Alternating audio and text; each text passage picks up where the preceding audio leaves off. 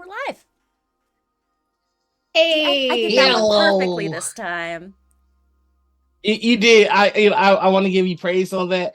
I still have a commercial running on my Twitch, but I knew you did it right. Uh, I just gotta get done watching Grand Canyon University's commercial, and then Grand there it is. Canyon. It disappointingly it's not in the Grand Canyon, so I'm upset. But hello, everybody, and welcome to Morning Ritual. I almost forgot the name of the show. I'm one of your hosts, Noir. I go by he, they, and over here, Other side. Hi, I'm let your me. other host. Oh, There you go. You got it. I'm your other host, Anita. My there it pronouns are she, is. they. And we got an amazing guest for you today. Why don't you tell us a little bit about yourself? Hi, I'm Emily Friedman. I'm an associate professor of English at Auburn University, and that means I have tenure and I do what I want. And what I want is to study TTRPGs and the people that make them and perform them and be here right now with all of you. Good That, morning. that's so badass. Like I didn't know you were tenure. I I don't know much about academia or tenure. I know a little bit about tenure. My dad used to be a director of admissions at Columbia College, and Bless. the way he described it was tenure is just like your license to kill in 007. Like These days, man, I gotta say, West Virginia University, like is being gutted right now. This is like the, sermon of the day. Higher education, tenure don't mean shit in many what? ways. Yeah, a lot of my friends, like one of my mentors was the president of the New College of Florida, the super queer, super liberal, super amazing small liberal arts college that's owned by the state in Florida. It's been DeSantis, um, Uh, and and she was fired, and a whole bunch of other faculty as well. So yeah, tenure means something, but it's under threat in this country. But for now, we embrace the joy and take advantage of the ability to teach things that are important, well, including this stuff. that's awesome. It just it just sucks to hear like another foundation of a organized and civil society is under threat because it feels like all of them are. So, No, bah! we should talk here like the reason why I do this is because it is uncanny and weird the ways in which I see TTRPG industry, community, field, I prefer field. Um Basically there's like it's not the same as academia, but it rhymes in very interesting ways. Like I've said to Matt Mercer, we have the same problem on a fundamental level, which is we have young people coming up who want to do what we did, and we kind of accidentally did it and also did it in a completely different ecosystem, and all we can do is be like, I support you and love you. You can't do what we did. Like, the answer to how to get to what I do is not to start by being an 18th century British scholar, which that's where I started. That's what I am when I'm not doing this stuff. So yeah. That brings me to like as soon as I found out you were the guest, this was the first question that I had in mind, which is when something major happens in the TTRPG field, um, what is uh, what is more interesting for you to study about it? What actually happened or the community's response to it? I'd like to give an example if I could. Uh, Please. I feel like one of the like major things that has happened it was the whole OGL debacle. Mm. Now I can see the merit in studying why Wizards might wanted to have made the choices that they made, but on the other side, I think the reaction of the consumers in the TTRPG space is really where the nuggets of insight are because I've never seen action like that. So I'm kind of curious when stuff like that happens. How do you choose how to attack it? Well, first of all, I'm an academic, so I'm really good at scoping a project and knowing my lane, right? So I am here not as the TTRPG scholar or even the actual play scholar, right? I stand in solidarity with so many other folks who are doing this work. So when I'm thinking about this, I'm thinking, okay, you've got your John Petersons of the world who do organizational history. Like he's written the book about how TSR rose and fell. He's going to think in those kinds of ways if he tackles the OGL. Other people are fan studies scholars, and so they're going to study the kind of larger community reaction. Okay. I'm a media person in a very real way. Like I started with old media, right, and how it's made. I'm a book historian, so I'm really interested in how things are made and circulated and the whole life cycle of a media object. In my case, a lot of the time I'm thinking about actual play. And I'm come to actual play because I'm fascinated by both how TTRPGs and actual play are these weird industries that are also like amateur communities of practice. That they exist side by side and there's very little boundary between them, especially in places like the internet, like Critical Role's on Twitch too, right? Like, Right. and so from the biggest to the smallest, very few other media objects, it's like, oh, all the different price points, so to speak, exist in the same space. Right. And so it's very interesting, especially for me. So the thing I zoomed in on as someone who's thought about copyright and intellectual property was the ways in which the fan creation policy was getting invoked and has been actually used as the guidance for anyone who's not made a specific contractual relationship with Wizards. And we still don't know who has, like, aside from inference, who has specific contractual relationships. It's usually a good rule of thumb if somebody's playing D&D, charging for tickets at any event and not putting that performance out for free after the fact or simultaneously, they're probably in a contractual relationship. That's a litmus test somebody else has been giving me. So Okay. I'm really interested in those kinds of ways in which all of this shapes the creation and the way that creators perceive what the rules are, because the rules don't matter. I mean, the rules matter, but like most creators don't have the kind of lawyers to fight the good fight, right? Most creators don't have any lawyers. Yep. Yeah. So you're talking about like, yeah, hypothetically, you might have the ability to fight Hasbro, but in practice, no, you don't. So you're either going to fly under the radar, which is what a lot of actual play has historically done, or you're going to try to conform to your understanding of what the rules and norms are. Because what I'm really interested in is the ways in which creators are forming new rule books, not just for how to make the stuff, but what makes for a good thing, right? Like, what is a good actual play? What is it? What does success mean to different creators in the space? So I'm about to launch my own like academic interview, which there's reason for all kinds of interviews in this space, like class meetings and stuff like this. And, there's a lot of wealth, but there's a real value to being able to say, none of this is on the record. None of it.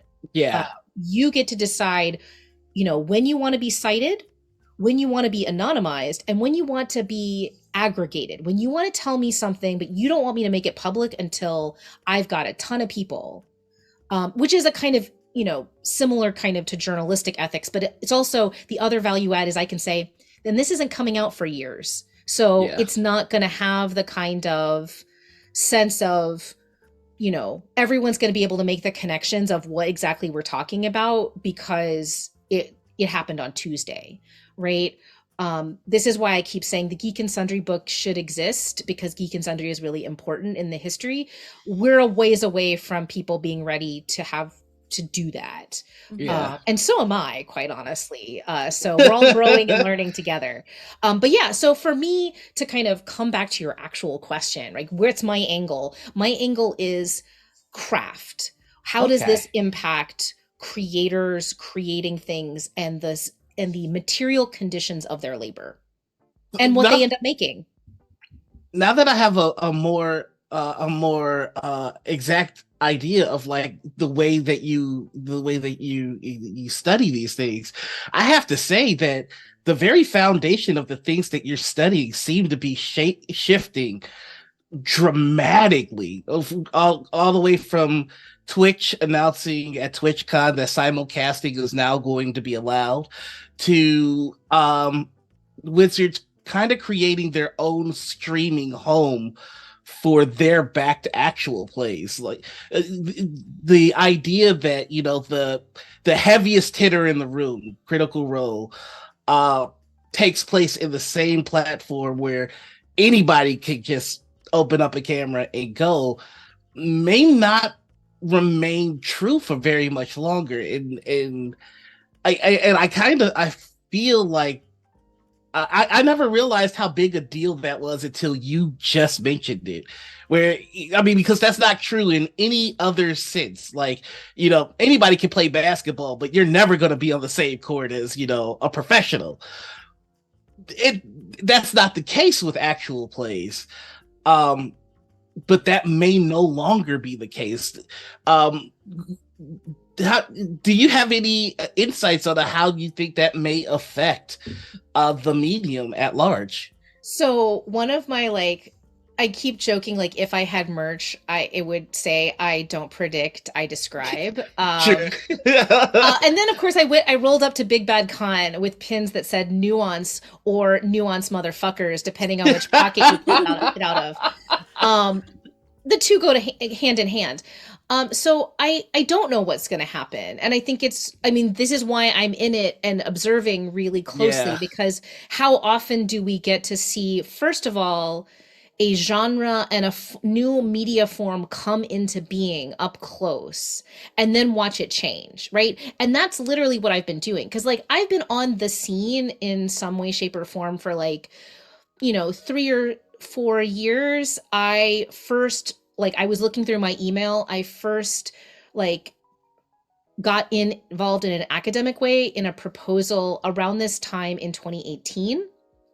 But I've been watching actual plays since the beginning and the dawn of 5e. So like I've seen the scene, I mean, at least, bits and pieces, right? None of us can comprehend the whole. It's huge. But being able to kind of observe and see. And so I just finished for the National Endowment for the Humanities, which is the big federal funder for humanities research. They have a special grant called the Dangers and Opportunities of Technology. And Professor Bo Ruberg at UC Irvine recently won a grant to write a book on queer streamers. So with that grant, and so I was like, oh, queer streamers are part of what I do. Maybe this isn't just going to be artificial intelligence and nonsense. But of course, artificial intelligence is also informing this form. So I wrote up my little like, look, guys, platform shift, platform migration, digital decay and archiving, artificial intelligence impact, so much social media, everything, creator cultures, influencer cultures, all of this, we can find all these big ideas that we see floating out in the larger mainstream anxieties and my students care about. I will never forget the student who rocked up to me who was like, I just made Twitch affiliate. I was like, cool. Don't know what you do, but you don't know what I do, so it's fine. But like, actual play brings it all together and brings it all together in a narrative form, which is unusual for new media stuff in this kind of way. And a new media form that, yeah, is going to change a lot on the video side. I wonder how much it's going to change on the podcast side, right? So you've got like the Yeah. audio drama people come in and they bring in their values, and the TV people come in with their values, and the theater kids rise up. And and then the improv people, stand upright from their citizens brigade. I've made this joke too many times. Long ago, the four nations lived together in and harmony. so we've got exactly, and of course, actual play doesn't come from any of them. actual play was a term used on the internets for game recaps and recording of play for the purposes of game development and other kinds of entertainment use, long before it transitioned into the use that we see it most commonly now, which is the notion of performance, presumably for an audience, as opposed to we're recording our game so we can see how it went or remember what happened or that kind of thing. So that's also part of this. Like, game designers and writers were some of the first actual play folks when the digital turn happened. And of course, all of this, as Janaea Kemper tells us, as well as many other people in the LARP scene, all of this has its roots in convention play and the offline scene. And there was a cable access show called Dungeon Majesty that Alex Chalk has found. There's very few like episodes that survive on YouTube, but you can see like, oh, this was an actual play in the early aughts. And so yeah, and all of these people, yeah, it is very Avatar. Like no one agrees because they're bringing fundamental elemental different forces and expectations to the table to try to understand.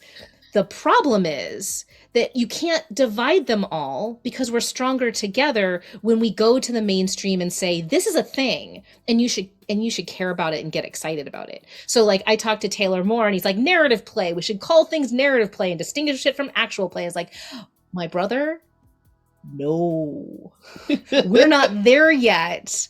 If I can't put actual play in the title of my book, or solo alone, I can't have a book called Actual Play because like people won't know what the fuck I'm talking about until I write the book about actual play. We're not there yet, right? So this is the paradox of these times that we are in. We don't know what's coming, but hopefully it's something new and interesting. Yeah. I can place my money that it will be interesting. There's one thing that this space doesn't fail to do, and it's be interesting. I mean, you quite literally superimpose the Marie Kondo "I love mess" on my face just right now. My whole career. So one of the things that academics have to do a lot is kind of tell the story of why they do all the weird stuff that they do. And as an 18th centuryist whose first book is on smell, thought I was going to continue to work on that. And let me just say, the perfume industry, way worse than TTRPG. I will stay here for far longer than I could ever have imagined dealing with the fragrance bitches. But the way I often talk about it is I'm interested in audiences and readers and the ecosystem of art. I'm really interested and have been before this about art outside of capital logics, right? Before this, I was working on never published manuscript fiction, people who are writing down whole novels for small groups of people, which is a very actual play kind of sentiment, right? Wow. Yeah, super dope. And you can see some of them online. They're beautiful. Some of them are beautiful. Some of them are messy. But I'm also an 18th centuryist, so my entire career has been studying problematic, bitchy, messy people. So this is not new. None of this is new. Like, you think the TTRPG space is... No, I'm sorry. I will point you to the pamphlet wars of the theater bitches of the 18th century any day of the week. Like, here, which is, I don't want to denigrate, like, we need moderation and there's very real violence online, but like, and very real physical threats, but also like, your audience doesn't actively have rotting food ready for you. I'm sorry, I'm picking up Bane energy here. You bitches think you were born in that?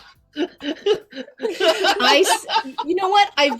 I believe that the 18th century can help us understand now, and I believe that now can help us understand the 18th century, and sometimes it's, y'all think that terrible audiences getting together in groups to yell shit at creators is a new thing. Let me introduce you to theatrical claques. They rioted. Literally. If they didn't like your show, or they just didn't like you, or they were friends with the guy who didn't like you, they would come to opening night, pack in, have rotten vegetables, and be ready to roll. And it didn't matter what you did. You were just fucked. That's the reason why. That's one of the reasons why the word why the Scottish play is the curse in the theater industry, is because everybody knew Shakespeare by rote. So if your show bombed, you just switched over. Well, and they knew Shakespeare by rote. They may have brought, in some cases, they brought physical copies. And they not only knew that, they knew which gestures and poses were appropriate at any given scene because acting was extremely stylized Mm-hmm. by the 18th century, especially in terms of, which is when like bardolatry rises and the idea of Shakespeare as the bard begins. And yeah, it's a lot. That's another thing that I get fun about studying because like the 18th century did not believe in canon. Or rather, they believed in improving Shakespeare. Ah! So King Lear had a happy ending. King Yeah. Lear, notoriously a tragedy. But no, the good have to have a good ending. So Cordelia lives. Um, uh, all kinds of weird stuff happened to Shakespeare in the name of improving. I forget which decade it was in the 18th or 19th century where there's a death in Romeo and Juliet that involves the beating of the head of their ancestor's shin bone is like the new and improved death version. Yeah, you think shitty remakes are unique to this moment? I regret to inform you, no, humans have always been fucking with this Uh, shit. Circling I back, if I were a messy bitch and I had, I'll just say, if I were a messy bitch and I had time travel, I'm going back through all different periods of time to give them Twitter. Like, like fuck it, let's watch this bitch burn. uh, But I'm sorry, I interrupted. What I are was you just gonna gonna say? say, circling back to something you mentioned earlier, Noir. You know how you always have those nickel moments with people. Reading smell is Yeah. mine. Nickel Uh, moments? Oh, please explain. so it's a reference to the if I had a nickel for every time something happened, I'd have two nickels. Which is it's not much, but it's weird that's happened twice. So uh, I I was I knew about reading smell. I've I was familiar with it. I understand a little bit of it because I was long ago. I think I think I read a little bit of it. You have to understand, guys, I'm an academic. People don't read my books. Like, I this is the think thing. I've actually read it. That's fabulous. No, that's so wonderful. Yeah, my first book literally was inspired by perfume blogs and the kind of question of how do you describe a smell when someone else hasn't experienced it? How does smell language work in those, Yeah. given that smell is not just historically specific, but culturally specific, right? Like, and time period specific. And we think of things that, we think of ourselves as living in a kind of unscented or an artificially scented age, but, there are smells that we don't detect anymore that our grandparents would have known. Like my grandparents would have been able to determine the kind of smell of air conditioning because they had lived a bunch of their life without it, right? Yeah. I have never, could never. I live in the deep ass South. I'm from Texas. No, but As a yeah. So Canadian, yes, I do understand what air conditioning smells like. yeah, because it turns on and off. But yeah, so I became really interested in what are those like kind of moments in 18th century that where there's a detectable smell that's changing meaning that people are interested in. So it turned out to be not the most pleasant of books because it's about sulfur and ammonia and the smell of other people, among other things, and the ways that we use smell to talk about difference. Smell is our danger sense. Hmm. It's our sense that doesn't get processed before we react to it. It goes straight into memory. It goes straight into reactions because we're trying to determine new and novel stuff in our peripheral, and so it leads to a lot of prejudice. And I always, my favorite anecdote is actually before the 18th century, but it's the moment where English traders meet in Japan with the Japanese, and we know that both sides of the encounter wrote about it, and both sides basically tell their countrymen, "You would not believe how much these people stink," because it's, the English smell of, cheese and dairy and fermented dairy products and things like that, and I don't remember what the kind of corollary for the English reporting on the Japanese was, but like the idea was these are people who are, kind And of they've never meeting interacted each other. before. Yeah. Yeah. And having that kind of bodily reaction before they're having any other kind of, uh, negotiation or anything like that. Which is funny because we've got Sam Delev in the chat, and Sam is anosmic. Yay. Cannot Oh yeah, which They cannot we smell. don't. Yeah, and we're gonna have more people who are anomic or anosmic. It's a lingering side effect. It's a acute side effect of COVID-19. We know it doesn't happen for everybody, but it can, and it can linger. And some people are suffering with it for a long time. And one of the things that we know from prior scientific research is that that can be really difficult. Like, we don't usually think of anomia or anosmia as like a debilitating potential condition, but Mm. because it impacts smell or because it impacts taste, because it has all kinds of things that we haven't studied in terms of its relationship to the brain, we don't actually know how the full impact, but we know that for some people it can be really psychologically difficult, is A to friend, go anomic. a former coworker of mine, became anomic after a pregnancy and could no Mm. longer smell the baby's diapers, so had no idea what was happening. So that was distressing. Yeah.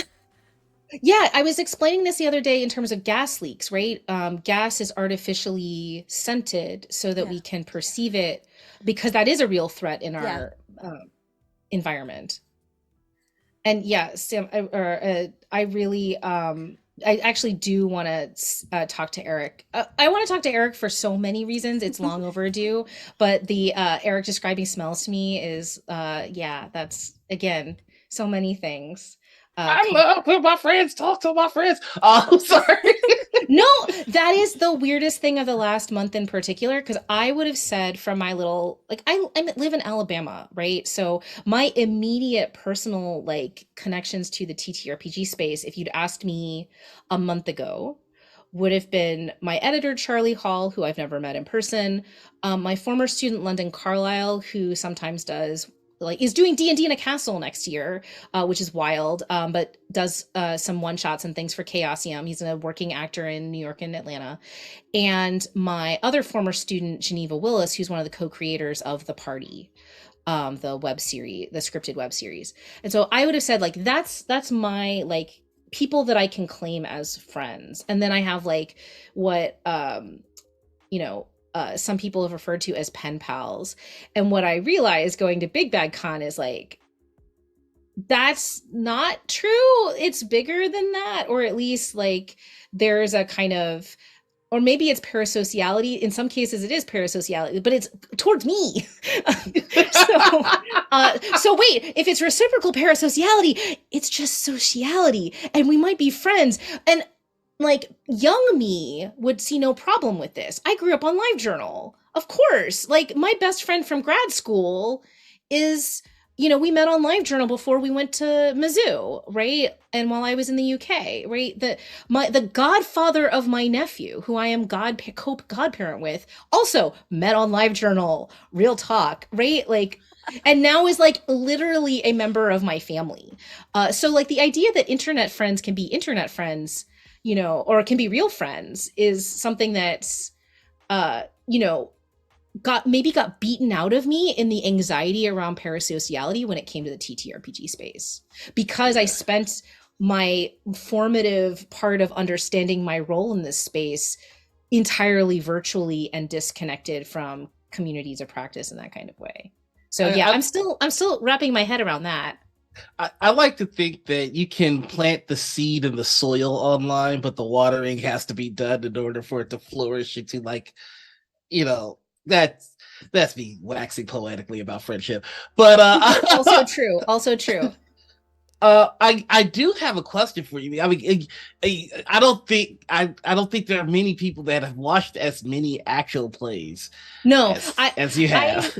I was talking about this, I forget with who, where I try not to claim that I've seen more than anyone else because it's there, you never know. Right. But the odds are very good, right? Like at least in part, There's only right? one person I could think of when I think of like who do I know that has probably watched the most actual plays, and your name comes up, and then Sphinx. Thanks. Like, Yeah.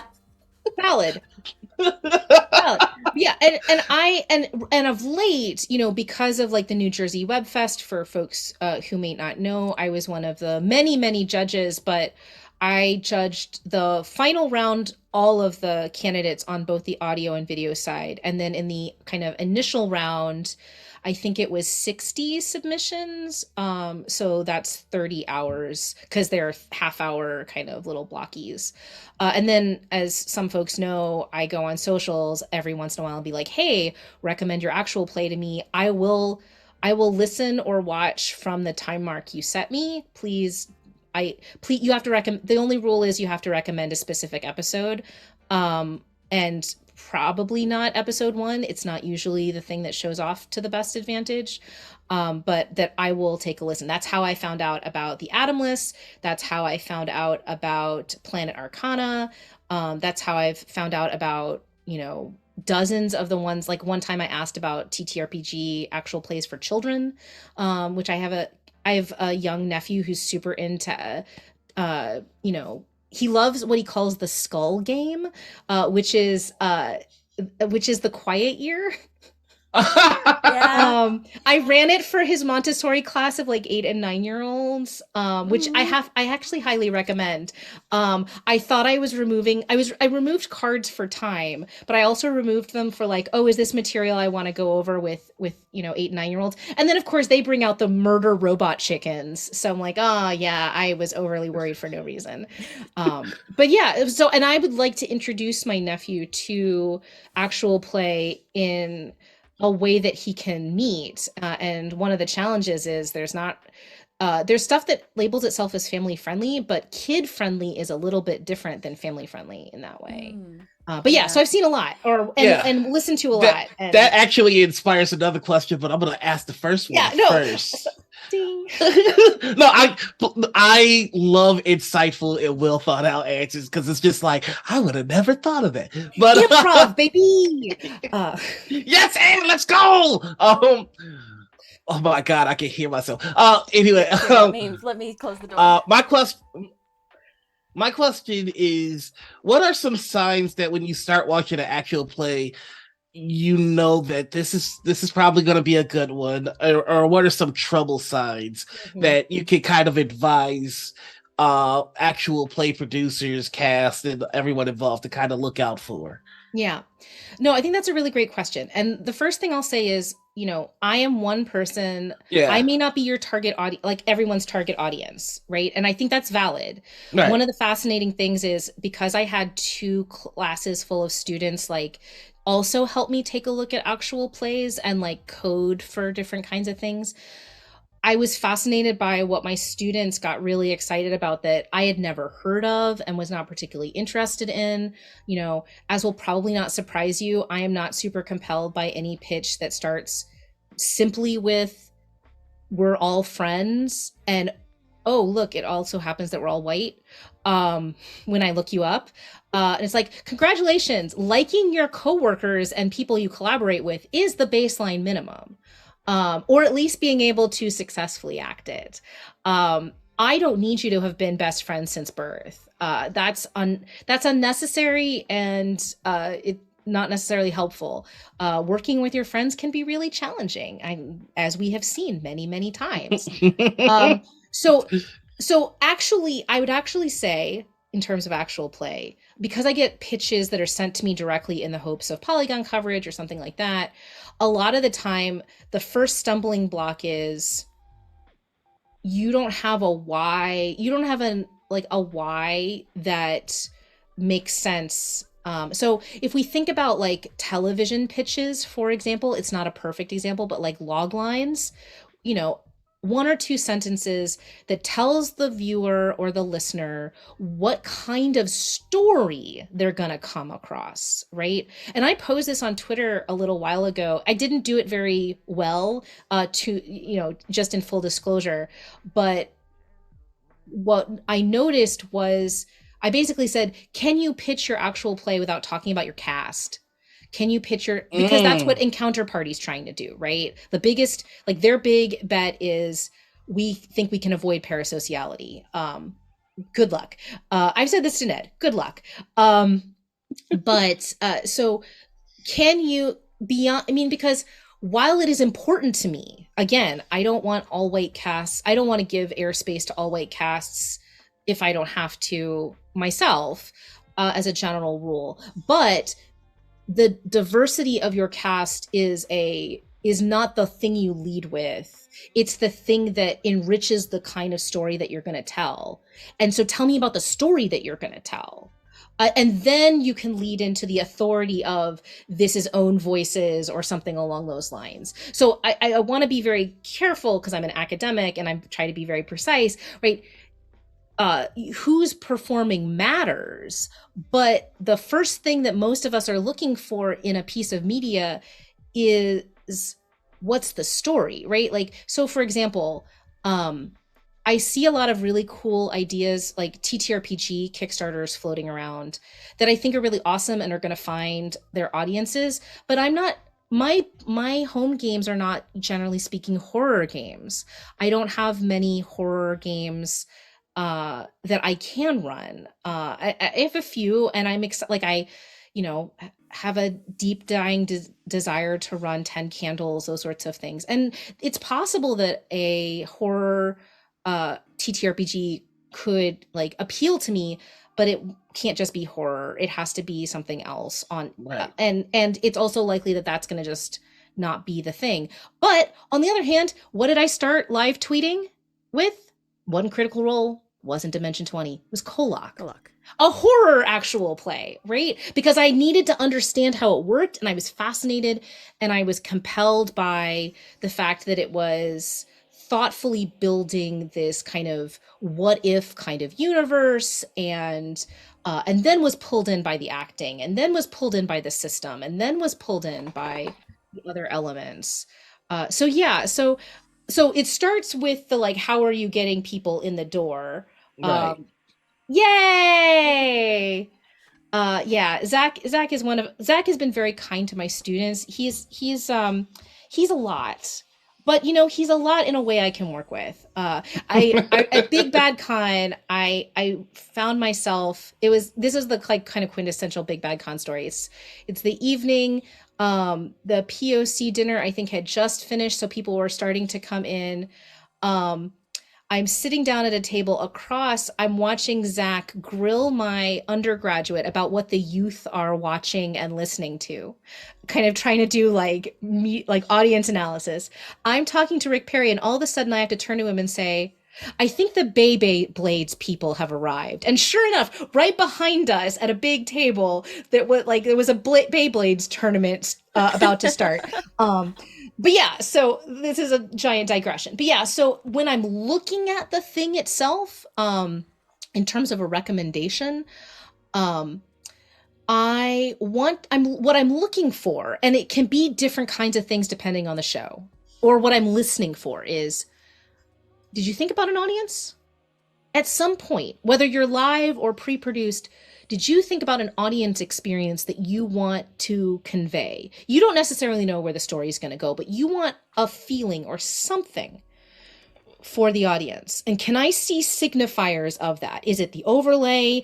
Is it the fact that the DM doesn't talk for 45 minutes before it all gets started? And not just because it's vamping for live, but like, something along those lines, something that tells me that you were thinking about me and you didn't just turn your mic on in that kind of way. And you might not be imagining me, but did you imagine somebody? No, I think that's real good. 'Cause I have seen productions where I I call it the South Park trolls. there's an episode of South Park where it's just like, go steal underwear, question mark, question mark, question Underwear mark, gnomes. profit. Yes. Yes. Yeah. Yes. No, the question mark profit is the bane of many creators in the space. And it's actually how I distinguish. I've started to use a phrase, and I'm wondering if this works. Feel free to sound off in chat as well. I've talked about this before in different places. I'm really interested in what I call the ambitious middle, which is the, you know, it looks like different things. It has different kinds of success metrics, but it's not the big ones, but it's the ones that are paying attention to a notion of audience and who want some kind of form of success and are, you know, putting their time and talents and energies towards it. It doesn't have to necessarily look slick, but it has to look like it was made or sound like it was made with care in that kind of way. I think that's where we live. Yeah, no, absolutely. That is where I would, I mean, that's where, you know, and what I'm worried about, like when I worry about the future, I worry about what the impacts on the ambitious middle, right? Because I think that's the energizing place. There's a great book. I'm about to go on a slight tangent, but bear with me. Go for it. There's a great book. There's a great book about video games called "The Video Game Industry Does Not Exist" by Brendan Keogh, and he's arguing, using the case study of Australia and the Australian video games kind of community, but it's more broadly applicable, that we talk about the video game industry and we mean AAA video games, right?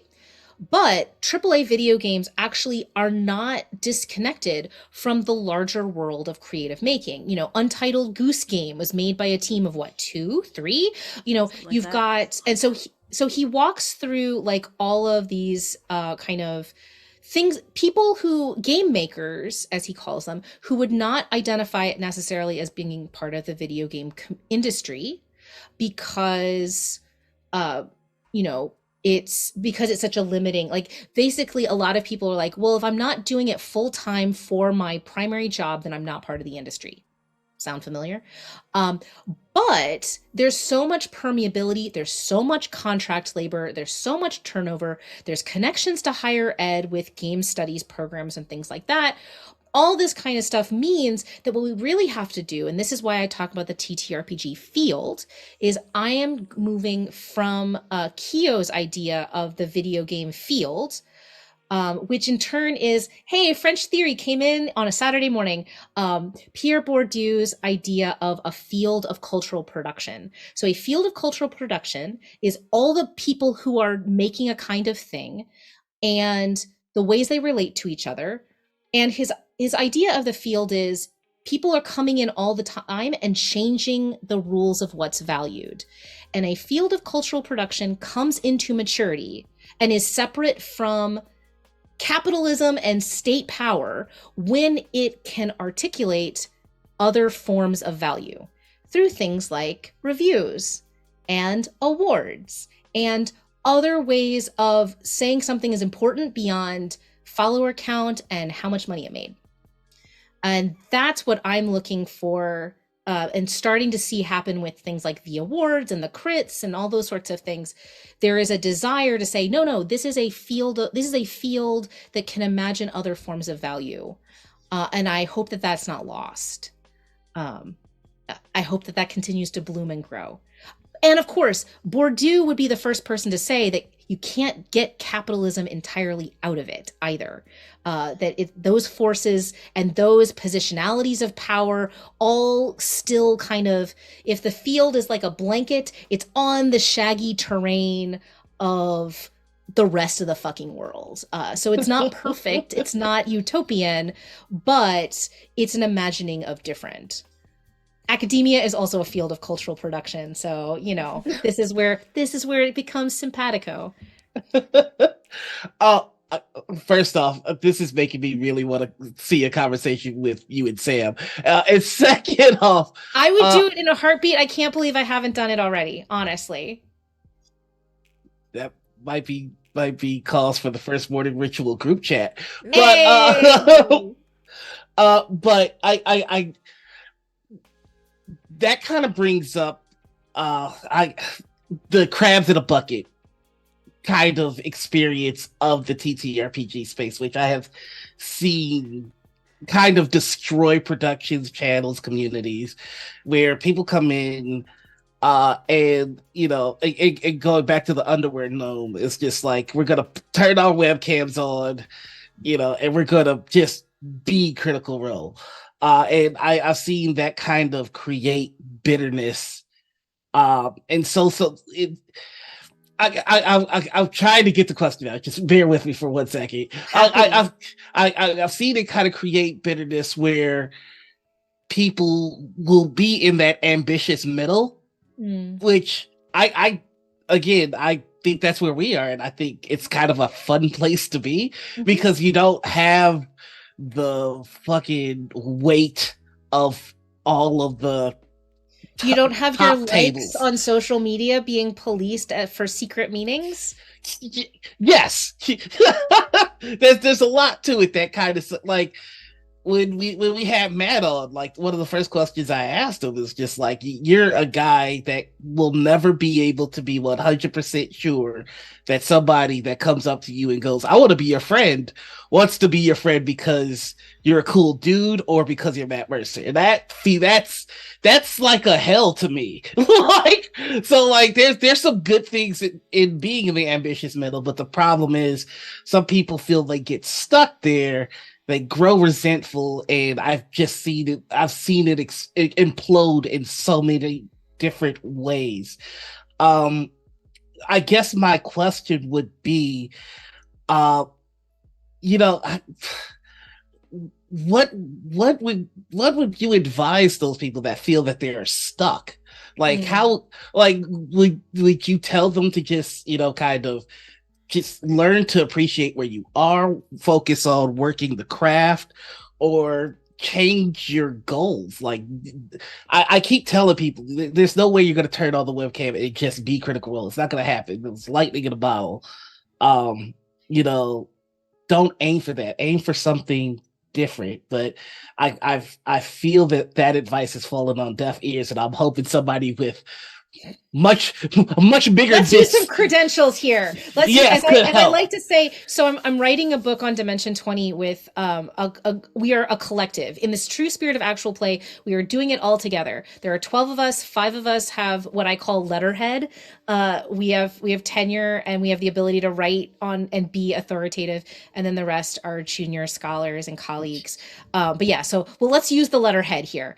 Yeah. Um, so, first of all, I want to just preface my answer to your question with a asterisk on the Matt thing, which is to say, you don't have to be Matt Mercer to feel like you might be instrumentalized by people in this space. That is I fair. That is I very spent fair. a not inconsiderable amount of Big Bad Con having conversations with other people in the ambitious middle, where I said, "Hey, I am realizing in the last matter of hours that you and I have the same problem, which is that you are highly likely to be instrumentalized and treated as a thing because of your proximity." Matt Mercer hugs me, and like 15 minutes later, I've got people asking me for shit. And I'm like, I've met the man once.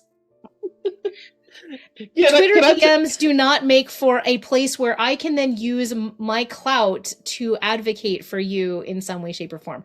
I will just like to say that one of the people who asked me to do this was telling me about the millions of dollars they had raised for a project. Um, I digress. So to come back to what we do about the ambitious middle and their notions of how to be Critical Role. Yes, no one's going to be Critical Role. Thank There's you. a no one. No one. Twitch is different. Twitch is different. Now, that's not to say that you can't have some kind of meaningful success, depending on what you mean by meaningful success. My brothers and sisters and friends beyond the binary. There are lots of kinds of success. Worlds Beyond Number is financially viable for the foreseeable future with a shit ton of money. Um, their ambition, now they also have a certain amount of visibility they've built in the space over years. They're also probably older than many people who are having these kinds of ambitions, and they've tried a lot of other things before this hit. And that's the story of being a creative in this industry. And I mean the industry in terms of people trying to make money off of art, not just TTRPG. TTRPG is notoriously difficult in that way, but because of the weird, blurry amateur professional boundary and the same $5 getting passed around and all that kind of stuff. But the larger reality is when you're watching people like, so for example, Critical Role, right? My ass is 42 years old. I am the average age of the cast of Critical Role, right? Success came 8 years ago, in their 30s, right? After an entire career of trying all kinds of things, doing all kinds of things that in many cases they are still doing because it is not Critical Role's only job to be Critical Role. Even Travis, the fucking CEO, is still doing a certain amount of voice work, right? We are talking about portfolio careers, and I don't like it. You don't have to like it, but this is the reality that we live in, is that you create a portfolio of stuff. And the biggest danger you can get into, and I will not name specifically the person who said this to me, who gave me a really good category for how to define certain folks in the space, which is people who want other people to make them famous. And if that is your goal, you are probably going to be disappointed, because there's probably better ways for you to become famous than to try to do this. But if this is a particular art form that is exciting to you and gives you pleasure and joy in the process, and you want to do it better every day, and you want to, hone your skills in this kind of space, and it's giving you something, and it's giving, in that sense, more than it's sucking out of you, then I think you can get to happy. Some people will be able to make sustainable, viable, small scale productions. Some people may find success in a kind of transmedia move if they're lucky. There might be another success comparable to Critical Role in terms of scope, but it won't look like what Critical Role did. It just won't. It can't. Because the one thing that I try to communicate a lot is Critical Role is the combination of the right people in the right time, yes, but also media platforms in a very particular kind of configuration, and was just one piece of spaghetti against the wall. It just happened to be the one that stuck. Also, it had people who were super already familiar, at least at a lower level, with handling fan conventions and the ways that you behave in public, right? In these kinds of ways. And I don't want to veer over into respectability politics, but they knew how to handle ever-growing amounts of fans, in these kinds of ways. I'll come back to the 18th century. I talked about this on Instagram the other day, but nobody's on my Instagram. Critical Prof, folks. I've been talking about the digital haha. So haha in landscape architecture is an invention of the 18th century, and it is very much a one-percenter architectural solution. You have the problem as an extremely wealthy landowner of owning a shit ton of land, and you want to be able to see all of it from your house without fences. But you have a bunch of cattle and sheep because you're a damn landlord, and you don't want them getting into your fancy, overproduced floral garden. So what do? You dig a trench and you put the fence in the trench so the cows can't get in, but you can see over all of the land that you've enclosed from the commons. And that, in a digital form, is what the very best content creators are able to do, which is create invisible fences that you don't see until you're right up against them. And that is an undersold skill in this space, because so much of it is about becoming visible and kind of the performance of who you're connected to and the kind of endorsement by proxy and all of those sorts of things that we can unpack. But yeah, thus endeth the sermon that went over into landscape. No, I love it because I've seen really cool, creative people crush themselves chasing that dragon. And I've seen people that are fantastic storytellers and have just the most beautiful imagination drop out because it's just like, well, I haven't won yet. And it's just like, well, what is winning? Like, so it's just I thank you for putting that into words that I couldn't conjure myself. Yeah, and then the other thing, and I will, and this is not just because Sam is in chat, but it's important to say, like, there were lots of other really cool things happening on Geek and Sundry. And that were really cool experiments that if they had got, that the combination of,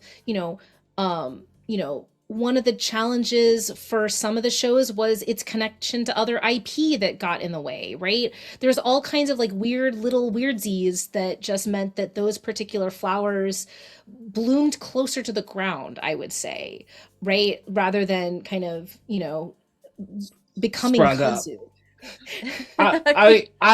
I've had the pleasure of experiencing the Ox crew firsthand, which are a lot of the folks that have been following the stream punk since their Geek and Sundry days, and I posit that the Ox crew is even more passionate than the critters.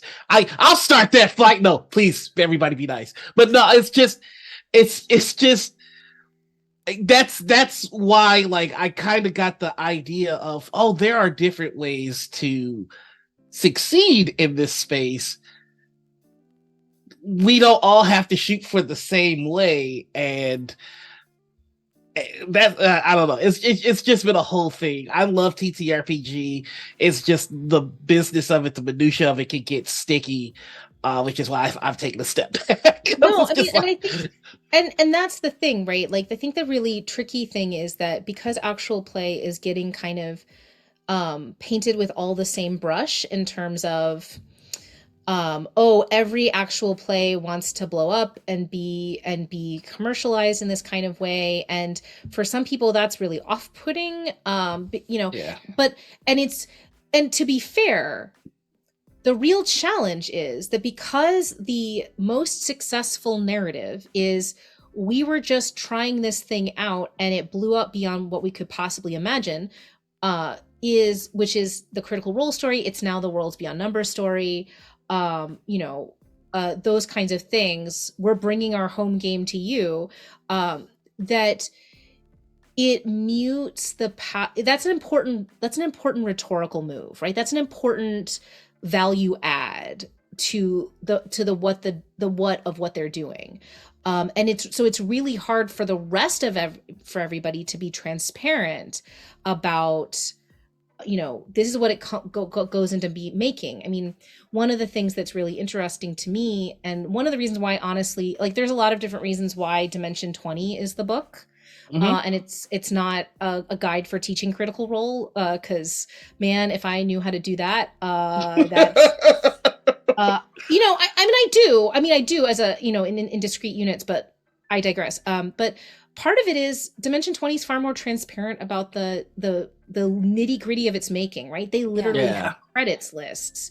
Candela Obscura has a full list of who, like, the credits roll on that. And I think that this is like a Twitch versus other streaming platforms thing, at its heart. I've never been able to get an answer to the question of why are there not credits on mainstream campaign episodes of CR.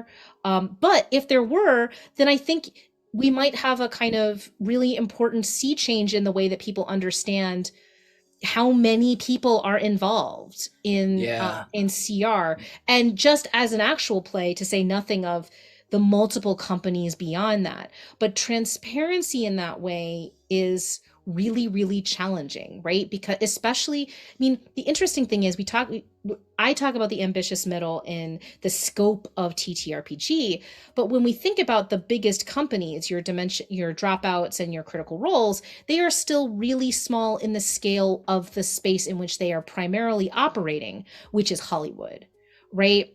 And so for them to be transparent is to show in some ways how small they indeed are, even as their ambitions and their alliances are much, much bigger. And so this is the kind of weird Z, right? Everybody's like looking at a different scale of what does it mean to be successful. And then we get into awards, right? I was watching the Candela chat, which Critical Role chat, not always the best idea, but there were a lot of people who were like, you know, Brennan Lee Mulligan should have an award for his performance, right? But of course, Critical Role and Dimension 20 are explicitly excluded from, say, the Crit Awards, right? Because it's the idea is to reward the ambitious middle. Mm-hmm. So, what is the space in which every actual play is actually competing? Is it possible to have a space where they can also all compete in something even approaching a level playing field, or do we just say Emmy for Game Changer and leave Dropout to higher ground? And I think, and I said at Big Bad Con, one of the things that I said was that kind of impoverishes the form because we can't articulate a set of artistic values that don't devolve into a popularity contest. No, we can't have Dimension 20 and Critical Role competing alongside other equally, thoughtful and beautiful shows because it devolves into a popularity contest. But if we could start to articulate what, I have to do every semester, which is like a rubric, right, for what makes something good or strong, then yeah, maybe Critical Role and Dimension 20 would have to hustle a little bit to compete with some of the shows that are being produced elsewhere. I don't know. I kind of feel like there's a secret acknowledgement of like, or at least in my head, I've been in productions where it's just like, or I've taken a look at productions where it's just like, okay, this is this is this is college ball, this is the D League, and now we're in the pros. Like, and first off, I don't think there's anything wrong with that. I think there's value in just kind of wanting to turn on the camera, shoot the shit with your friends, whoever likes it, whatever. I've always tried to, in my head, differentiate the two, like put, if it's this, then it's, then we're playing college ball. If it's this, and this, we're in the D League, or the developmental league. I'm using NBA stuff here. And if it's this, then we're looking at the pros. I think the second that you put out merch, you're D League at minimum. Because I feel like merch raises the level of expectations from your audience. Like, if you want us to give you money for things outside of what you're presenting, then I think you should have to meet some standards. People can't be sliding out of the overlay. You can have some sound issues, but get to it. Like, whereas if you're just playing college ball, the tech mishaps, the overlay mishaps, all that kind of stuff, forgetting character names, then okay, that's whatever. But I think once you get to the pros, that's where the production's got to be tight. The tech issues have to be minimum and resolved quickly. I think again, I feel like I'm talking too much. But I feel like those are the kind of standards. Does that make sense? Yeah, and I think what's really interesting, right, is like I was very early on. I was talking to Jason Carl, and he was like, "Oh, I can tell the difference between professional and not," because we were kind of talking in a binary at that point, and I was like, I, as a viewer, don't necessarily know those signifiers in the same way. You're talking about kind of things that the audience can see in terms of tech issues and stuff like that. A lot of the time people talk about it in terms of funding sources, right? What sponsors do you have? And what kind of sponsors, right? Do you have like an affiliate code, or are you being like sponsored, right? Yeah. Are they funneling money to you, or are you getting a cutback on a code that you're getting? Right.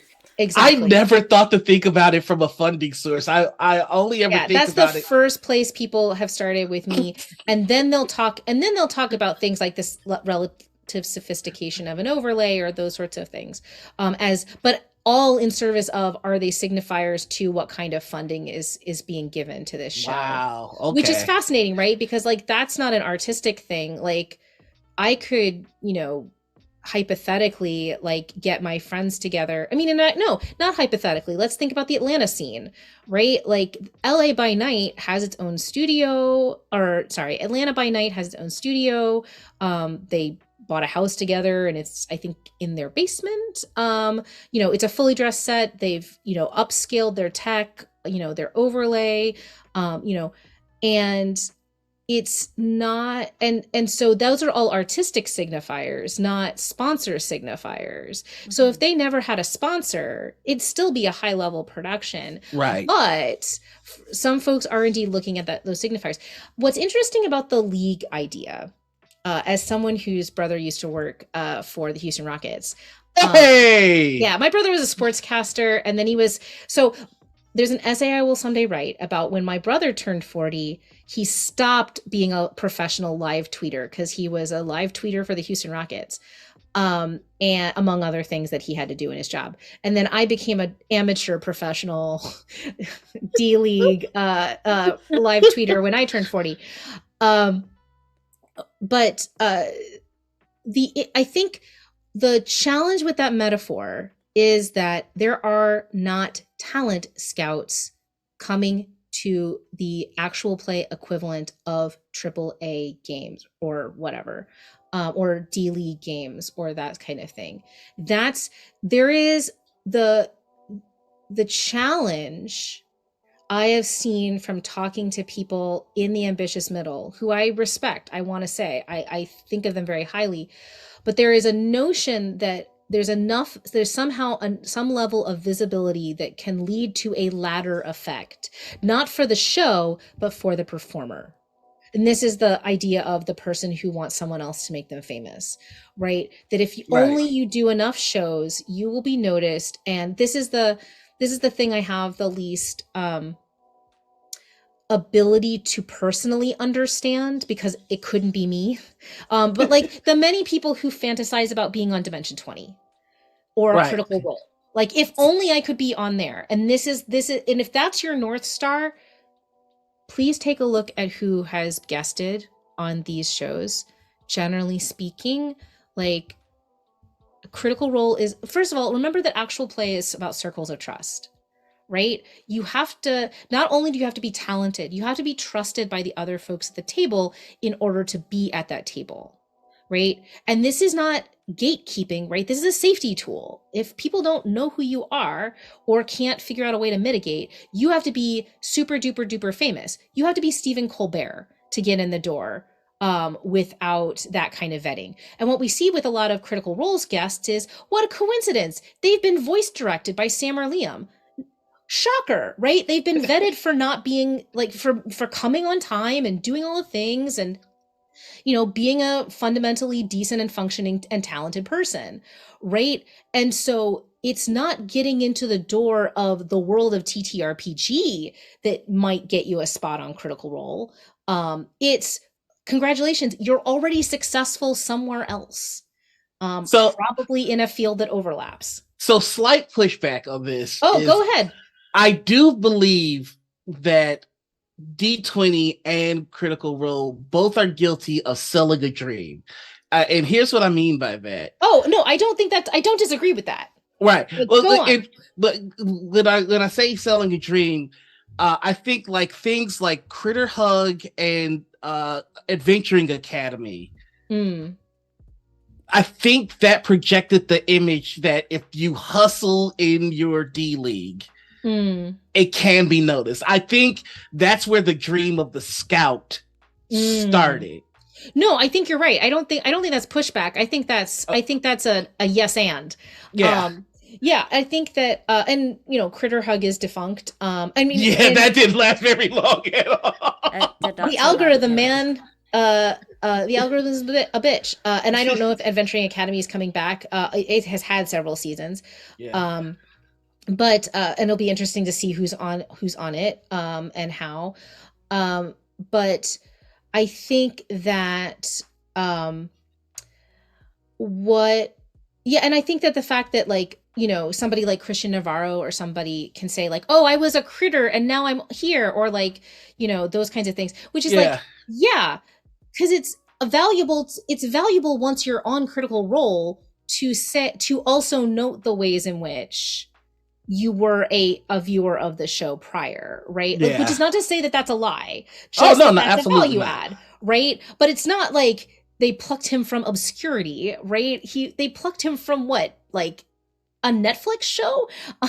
Like, so I mean, this is but yeah, I think that the permeability, again, this is the digital haha, right? This is part of that you can't see the fence that actually kind of separates you, which means you can't see the actual paths. You're not actually Right. seeing the paths because you're looking straight ahead, thinking you've got a clear line.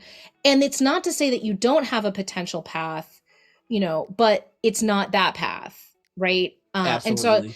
and I think that, but yeah, I mean, but again, it requires that you stop thinking about Critical Role and Dimension 20 as the top of the mountain, but instead as companies that in turn have higher ambitions, right? Dimension 20's most successful mainstreamification came with an alliance with RuPaul's Drag Race for Dungeons and Drag Queens because they identified an overlapping market, right? It's genius.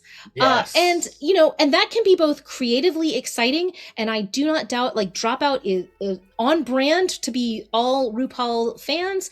Certainly Drag Race folks have been in the kind of Dropout space for a hot minute, but it's also like a no duh, right? Of course, like there's also been, of course, lots of drag performances of actual play or nerdy adjacent drag, so it's a natural continuity, but it is an extension, a finding of a new audience. The most kind of beautifully cynical version of this is Kolak's most recent Council of the Gods, Yeah. which was literally like it's brilliant in the ways in which it turned influencers into mechanics, right? You had the ability to donate to support your personal god, who were from all different parts of kind of this larger streaming and influencer community. Some of them were TTRPG famous, most of them weren't, right? The lead was fucking Markiplier, right? And as goes your donations, so goes the clout when it comes time to vote. And so the performers had the incentive to go say, hey, go give Kolak money. Right. um and throughout the entire show too. And it's a beautiful way of making mechanics into meaning. And also, I mean, was it successful in sense of building a crossover audience? I don't think it especially was, but it Yeah. made perfect sense. It's the kind of most obvious version of what a lot of shows do, which is because all of us have to do is reach out to new audiences. If I do my scholarship for just TTRPG folks, I fail. I have to explain this to media folks and performance studies folks and all these kinds of things in order for the true importance of this work to be understood. In the same way, in order for the field to grow, you have to find other audiences, which comes back to the it can't just be we're doing an actual play and we're friends, her. It has to be, this is a cool story, and you may not think you're excited about the way that we tell it, but we think that you might be, right? If you want to build a bigger audience. I Heck think. yeah. Oh no, go ahead. No, what were you gonna say? I was just gonna say, I think that from someone that produces and game masters a lot of actual play, because hello, that's what we do Yeah. here. Um, Yeah. I always everything that I pitch out to players or to audiences, I always start with the cold open, the series pitch, and cultural touchstones. Mm. These are like my three key things that I always do Hmm. when I send out pitches to potential cast members, to potential audience members. Here's the story we're trying to tell, and here are, if you like these pieces of media that tell this kind of story, maybe you'll like what we have as well. Hmm. Absolutely. That's always how I Yeah. approach these things. Yeah, and I think that I mean, and we don't have a lot of hard data on this. I mean, we do have my survey data, and thanks to Matt Mercer, it's remarkably reliable survey data in terms of people who create and watch. Like basically, it's a three-part survey, and depending on who you are, it's going to at like push different questions to you. One part is, do you play tabletop? The second is, do you watch actual play? And the third part is, do you create actual play? And so you can yes or no, and it will display different questions. So it covered, and it has a statistically significant number of all of those people: people who don't watch actual plays, people who make actual plays but don't watch them, people who watch actual plays but don't make them, and people who do both. Uh, so what we know is that like the people who um that the cast is obviously a draw for many people. Mm-hmm. So is system. People are often looking to see a system, Party of One and One Shot and other shows live and die on the idea that people want to see new systems kind of explored and figure them out that way. Certainly it's useful for me as a teaching tool. And then we get into things like genre or the story being told. But that's the current audience for actual play, right? As opposed to the hypothetical audience, which could be larger for different shows at different points. So can I ask what level of importance do you think audiences place on production value? I think it varies. I mean, I think that what I'm noticing from my students in particular is that they live so much in podcast, like even if it's, you know, they live so much in audio that audio is the key. Which, you know, is not surprising to anybody who's been given the advice of get your mics right and the cameras can follow, or, you know, not be necessary at all. And so I want I mean, I work, so one of the things that I do, because I teach in a unified English department, which means we have literature students, we have creative writers, and we have document design, like public and professional writing students. And so a lot of my students in the TTRPG class, fun fact, are either education majors or our design, our public and professional writing students, because it fulfills a diversity requirement for both. And it's a lot to unpack that. But point is I have a lot of people who think about overlay and design and legibility in that kind of way. And the first thing that they're told is, right, like, something can be aesthetic and not useful in terms of communicating information, right? Like, and it's the usability that matters more than anything else. Like, where is your eye being guided? You know, do you have the information that you need when you need it, where you need it, right? In terms of the kind of document design of things. So I may be overly attentive to that, which isn't necessarily something that is expensive, but it requires thinking through, like, you have to think like an audience member, right? This is, again, like, were you thinking about me? You can't have, you know, your captions cut, you know, laying over some other valuable piece of information on your overlay if you're going to do an overlay, right? That kind of thing. Your captions can't be too small, otherwise they're not readable. Mm-hmm. And you don't, I mean, and many of us don't know. I mean, I have some survey data, I haven't looked it up, like which devices people are using for, like, I haven't parsed it out by, you know, people who are watching video content are watching on larger screens or smaller screens. I mean, I can tell you it's a real problem. I have screeners in my inbox right now. Slowly actual plays are starting to give screeners. And one of them, it limits the number of devices and the number of times that I can take a look at it. Oh, wow. D&D Fast Channel, baby.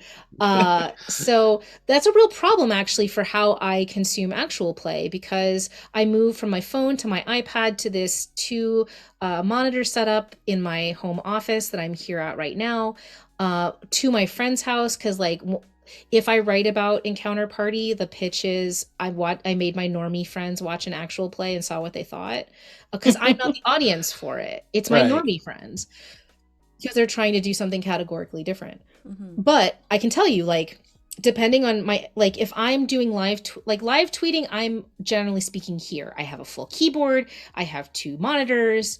I'm taking notes because it's not a kind of, I don't think about it as content creation, although it is in the very strict sense of the term. It's me paying attention and needing to pay attention because these things are fucking long, right? But a lot of my consumption is I'm driving in my car, or like sometimes I will watch Twitch in the like picture in picture on my phone, right? In which case overlay don't mean shit. I can barely see it. Right. So, you know, that's the reality of, sometimes that's how I'm accessing this stuff. And my students will say, yeah, I'm on Spotify, and there's video content, but I'm not watching the video content unless you make me, Dr. Friedman. That's not how I'm going to roll. And I have students students can get class credit for watching or listening to actual plays and like filling out a little brief like report, just like they would if they were playing a game. And I don't control what they choose to watch or listen to. I just attend attentively to what comes out of it in interesting kinds of ways. You know, you're making a very strong argument for pre-recorded content, which has always been a battleground that I've like, do I want to do something live, or do I think that it'd be better served pre-recorded? With pre-record, of course, you can touch things up, add your background sound effects and all the like. Uh, and yeah, I The just expectation goes up, right? Like, this is the trade-off. If someone knows something is pre-recorded, the expectation is that many more things are on point, right? Like, that's the trade-off, is like, if you want to do something live, then there's an enormous amount of labor and anxiety in the lead up and during production and during the actual making. If you're doing pre-recording, you're now going to spend 4 times the record time at minimum obsessing over tweaking it. If you're yeah. if you want to roll with the most ambitious folks in the space, and you can do that, and you can end up with a beautiful, highly honed object. I would say that payoff, I think, is probably, there's more payoff to that on the born audio side, so like the podcast side, Mm-hmm. than the video side, True. unless you're in a studio situation. Yeah. Now, pre-recording has other bonuses if you've got that labor available, right? Because pre-recording gives you flexibility. Critical Role found that out. They still are live to tape, functionally speaking, but there's a value in being able to say, oh, we can have a show even if we're stuck in the mud at Burning Man. Dimension 20 is 6 months ahead. That's going to be very valuable. Worlds Beyond Number is also, I think, Taylor said they've recorded enough content to see them through to April, because they like go meet in person. Taylor can fly in.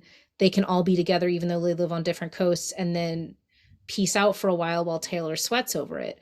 But that again requires, it's a different calculus than live. Yeah.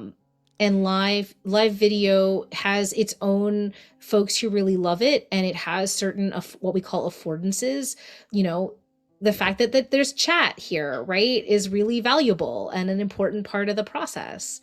I watched Hyper's interactive Christmas Carol long after it had actually been live, and there's definitely something lost in the fact that it's no longer live. I didn't get to vote about which way Scrooge was going to go.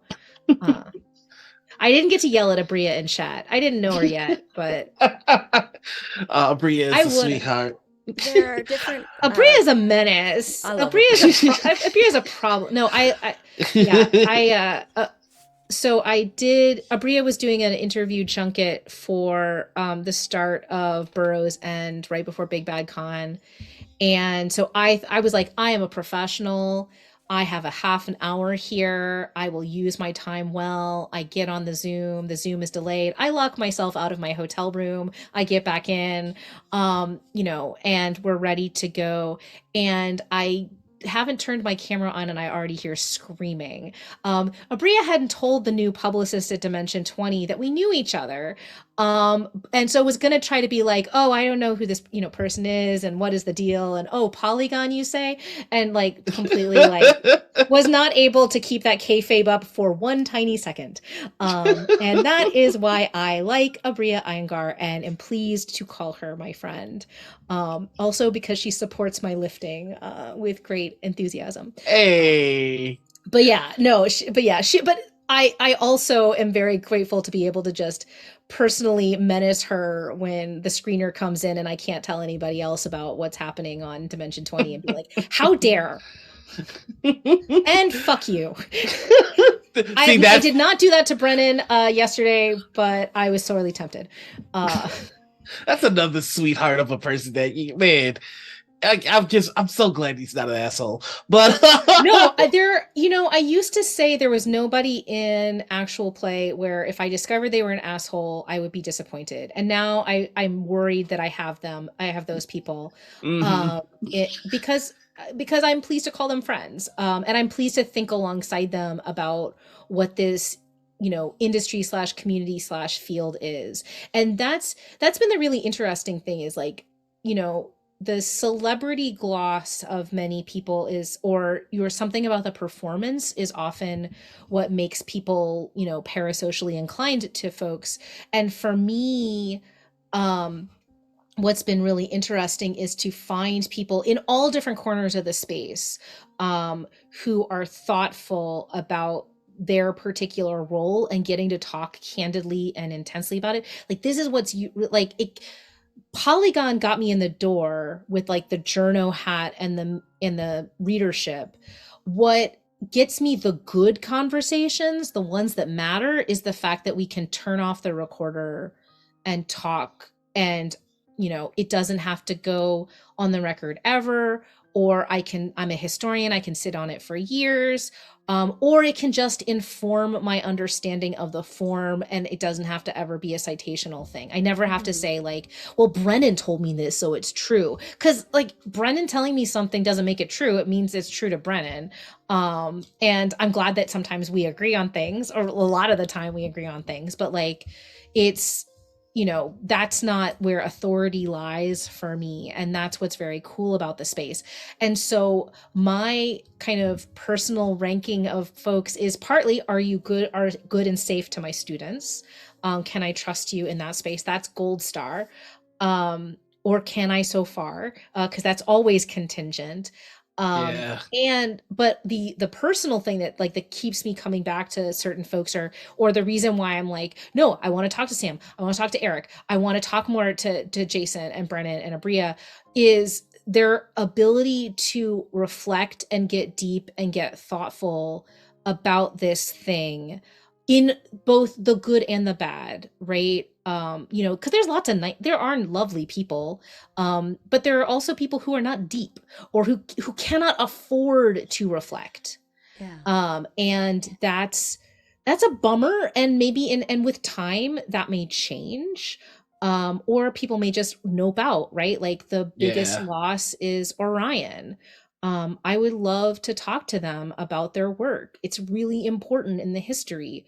They are not in that space. Like they do not want to be part of that. And I understand. And I'm hoping that with time, the ability to reflect, will mean that that's possible, but that also may be a lost opportunity. Some people get really hurt, as we've talked about in this field, which means they don't want to talk about it anymore.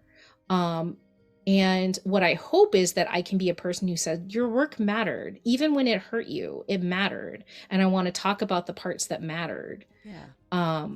But that's still a hard sell. I mean, it's really funny. I don't do many actual plays. I'm not like, my improv is pedagogical, right? Not performance. I've said it multiple times in my life, because I went to school at performing arts schools as a child, that there were several points at which I was like, and I'm never talking to another actor again. Famous last words. But I did them especially during the kind of intensity of the early pandemic, because I wanted to understand how they were made, right? I wanted to see what it looked like from a performer's side. And I did Abraxas Precipice, mostly because John Boltena asked me to, and he has been very kind and generous welcoming me into the TTRPG teaching space. But I Y'all put chose, together a hell of a show, by the way. Just yeah, really, yeah, classic example of the ambitious middle, right? And he full has of the no intention, expanse. yeah, and he has no intention of, thinking commercially in that kind of way. He just wants to play this game thoughtfully with people he thinks are cool. And I luckily got to be one of them. And I played a nightmare version of myself, right? An anthropologist who is trying to extract information and is good at it, but is also kind of, uh, uh, Capster came up to me at Big Bad Con and was like, that was the most traumatizing experience I've ever had in actual play. And I was like, sorry, you're welcome. I'm not sure what the response here is. It's your welcome. We love the hurt. This is, yeah, I have learned this along the way, but yeah, but no, so but I think there, I can think of no higher compliment that I've been given than the idea that, because I am reflective about my own positionality, which is ever shifting and has certain kinds of power that I didn't realize it had, like the doctor means something, the professor means something, but that I think about that, and I want to be careful in how it's used, and I don't want to instrumentalize anybody else, and I don't want to be instrumentalized in turn. And luckily I've been able to find people who speak my name in rooms that I didn't know my name was in, and things like that. And I hope I do that for those for whom I can be of use. One of the kindest things Jen Kretschmer ever said to me was that she was citing my work in a pitch meeting. So if my work can be used to make sure that there's more of that work out in the world, possibly, that's great. That's the That's awesome. symbiotic relationship that I'm okay with. The fact that I'm an official like influencer with a WotC paperwork is a little bit more weird. Takes a little bit more getting used to. Well, I have to confess something to you. Oh. I have been stalling. Yep. There's a moment that has to occur in this show, and this has been a lovely conversation. I hope to have more of it. But We have That to implies that interrupt if this the answer is conversation for a very important segment. that implies that yes. the remainder of the conversation hinges on your answer. So, Oh boy. no, somebody DM'd me, and I will not say their name. Do it, you coward. So here we go. There is a silent war going on in the TTRPG field, where there are some of us who see these little guys as we see these guys as storytelling tools. We roll them, we get the answer, and we let them guide the narrative. There are others of us who see them as the forbidden nom, something to be put to their mouth and crunched. Note that I use the word crunch because crunch is when you put something edible in your mouth, like edible dice. They don't want edible dice; they want the non-edible ones, thus the crotching. So, Doctor, I have to ask you, what side of this war are you on? Are you a dice defender? Are you a crotch crew? Or are you crotch responsibly? So I will just preface this by saying that at Big Bad Con, that compilation video includes my student who was on Team Crunch, if I remember correctly. Mm-hmm. I was right next to her and nobody asked me shit. So what the on fuck, the AJ? record, What the fuck, AJ? You had one job. I'm just kidding. I love you, buddy. I have to say that if it's about me, this is where I show how bougie I am. My parents spent too much money on good dental work for me to be Team Crunch. Just can't happen. Now, that said, We don't need to. We don't. I think that's a great place live to and stop. let live. No, stop Let, it. uh, if you live in a land, okay, so if you live in a land of universal health care and you can afford the consequences and you've got dental, Godspeed. Otherwise, avoid the forbidden crunch, y'all. No, no, no. I will say that while I'm an Canada does have academic. You have nuance, motherfucker. No. I will say that I while regret to inform you there's always a caveat. Canada does Oh, have well, where universal you? health care, but unfortunately it does not include dental. There Yeah, you that's go. right. So That's universal right. healthcare, important note, with good With good dental. dental. So that means nobody in North America should be crotch. Am I wrong? If you crotch in North America, you hate freedom. Or Consequences. have a good union. I hate you Incredible. so. I love All right. everything So, about this. well, now that I got that answer, I know what question that I have to ask next, which is, Oh boy. yeah, there's a punishment question for anybody that supports or endorses crotching. You get to play with any five people that are alive right now. You get to choose who's the GM and what game you're playing, and you don't count towards the five. What does that table look like? Um, this is a hilarious question. Um, because we were talking about before the cameras went on that like the question that I'm least capable of answering is the like hypothetical like celebrity matchup kind of table because I know my lane. Um and I'm just like, okay, so like what is the goal here? So it would have to be people that I feel safe with. Um so I would like to play, I mean, and I hope to play a game of 10 Candles Mm. with Evan Torner, Maggie Baker, um let's see, who can behave? London Carlisle, um and I'll let Abria and Brennan come. All right. So here's the funny story.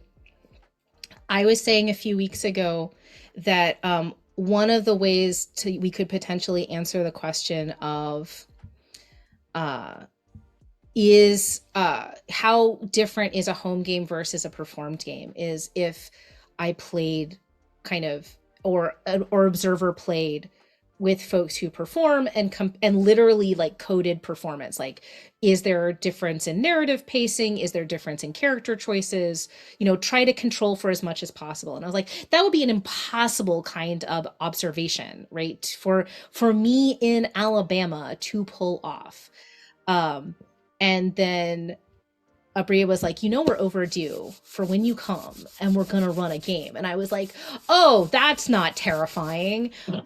So, this is me documenting that flex, but also documenting the fact that that's not exciting to me so much as it is like pee my pants. Like it's only because, presumably these are going to be people that I know a reasonably well enough and trust.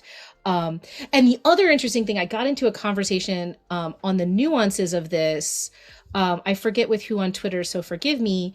But one of the things, speaking of this kind of ambitious middle sort of deal, is you couldn't just get, say, a random group of actual play performers. You'd have to have ones that are comfortable in that kind of way of playing privately, where the private game isn't a sneak audition.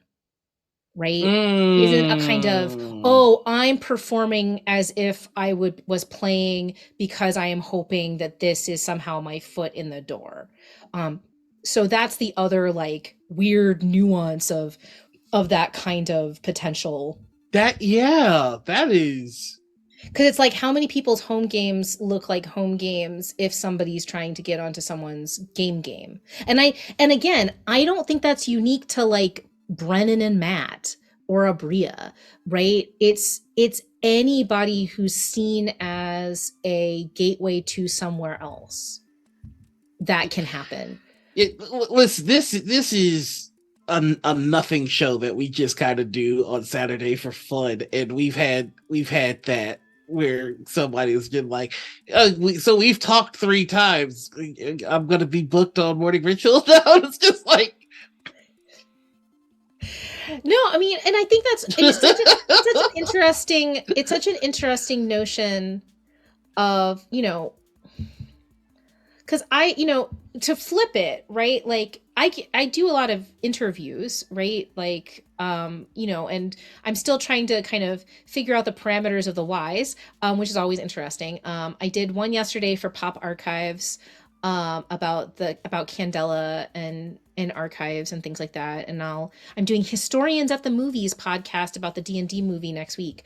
and Jeremy Irons, where he acts his whole neck off. No, it's the new one. Oh, okay. Yeah. Me and Trevor are the guests for that one. Okay. Although that would also be hilarious. But I believe it is the new one. Now I need to check that Twitter. I've never seen so much neck acting in one.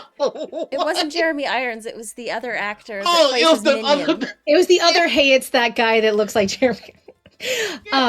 But for me, but what's always interesting is when I come to the end of an interview with somebody who's like has an interview podcast but also does actual play, where they're like, and you could come on our actual play, and I was like, wow, that's a completely different skill set. Like, I am fascinated by the idea of this is the Adventuring Academy thing again, right? Yeah. Is like, you can be a great person to talk to on Adventuring Academy. That doesn't necessarily translate to not just actual play performance, but the very specific nature of actual play performance as done on Dimension 20. So I think it's really interesting that there's this kind of, like, I've been interviewed by the My First Dungeon folks, and I've appeared on their actual play. I mean, I was a robot, but it's Yazebas. That's what you do. But the idea that there's a kind of quid pro quo or bleed over, because it doesn't intuitively occur to me that being on one is being on the other. Mm-hmm. But I can see if what your brand is I'm an entertaining person wherever I go. I can do lots of different kinds of ways of being interesting. To use one as the way into the other would then be an intuitive thought you could have. Yeah. Yeah. And I've had people who have been, who I've barely interacted with, get very pushy about being on this show. And I'm like, but okay, but probably not. Oh, I just tell them, I don't know what you expect to have happen after you're on it. Like, well, and that's the thing, right? Like, that's the kind of association, right? Like, because you've had some people who we would consider nerd famous, right? Yeah. And so then your name is that you can say you are on the same show as, so and so and so and so. Yeah. Now, the fact that, for example, Matt and Brennan are the kind of people who, as long as it fits in their schedule, like, will say yes to a shocking amount of stuff, doesn't really occur to folks, right? Yeah. Like, that kind of way. Just don't be an asshole. They're pretty cool. No, I mean, I was horrified when my student, so my class is structured where it's like the lore dump is the first third of this semester. Like, here's what TTRPGs are if you don't know what they are. You probably only know in D&D. We're not going to talk about D&D.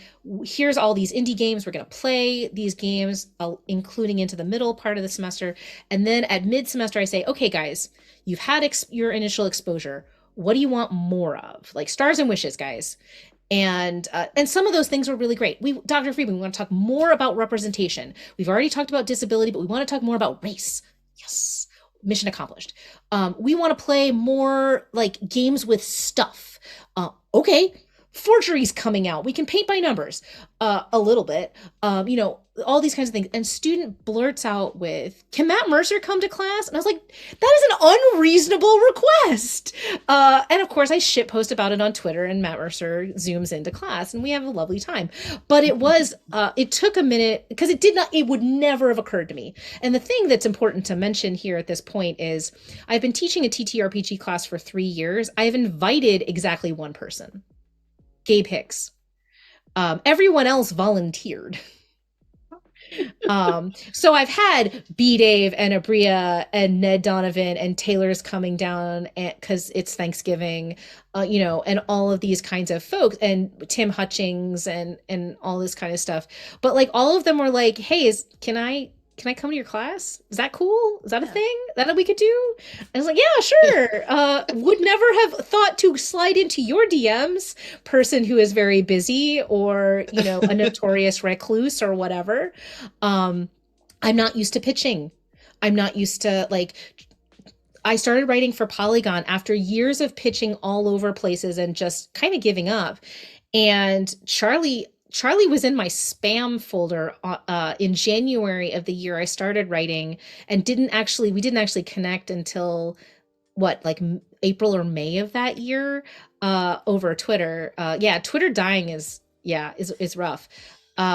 It's not X. Companies can be dead named. We don't dead name people. We dead name companies. And the It's Sears Twitter. Tower. And the Sears Tower, there we go. But yeah, so getting used to the idea that, oh, I now am in a position of power, or one, the position of equality where I can ask people to do things, and this is not a imposition.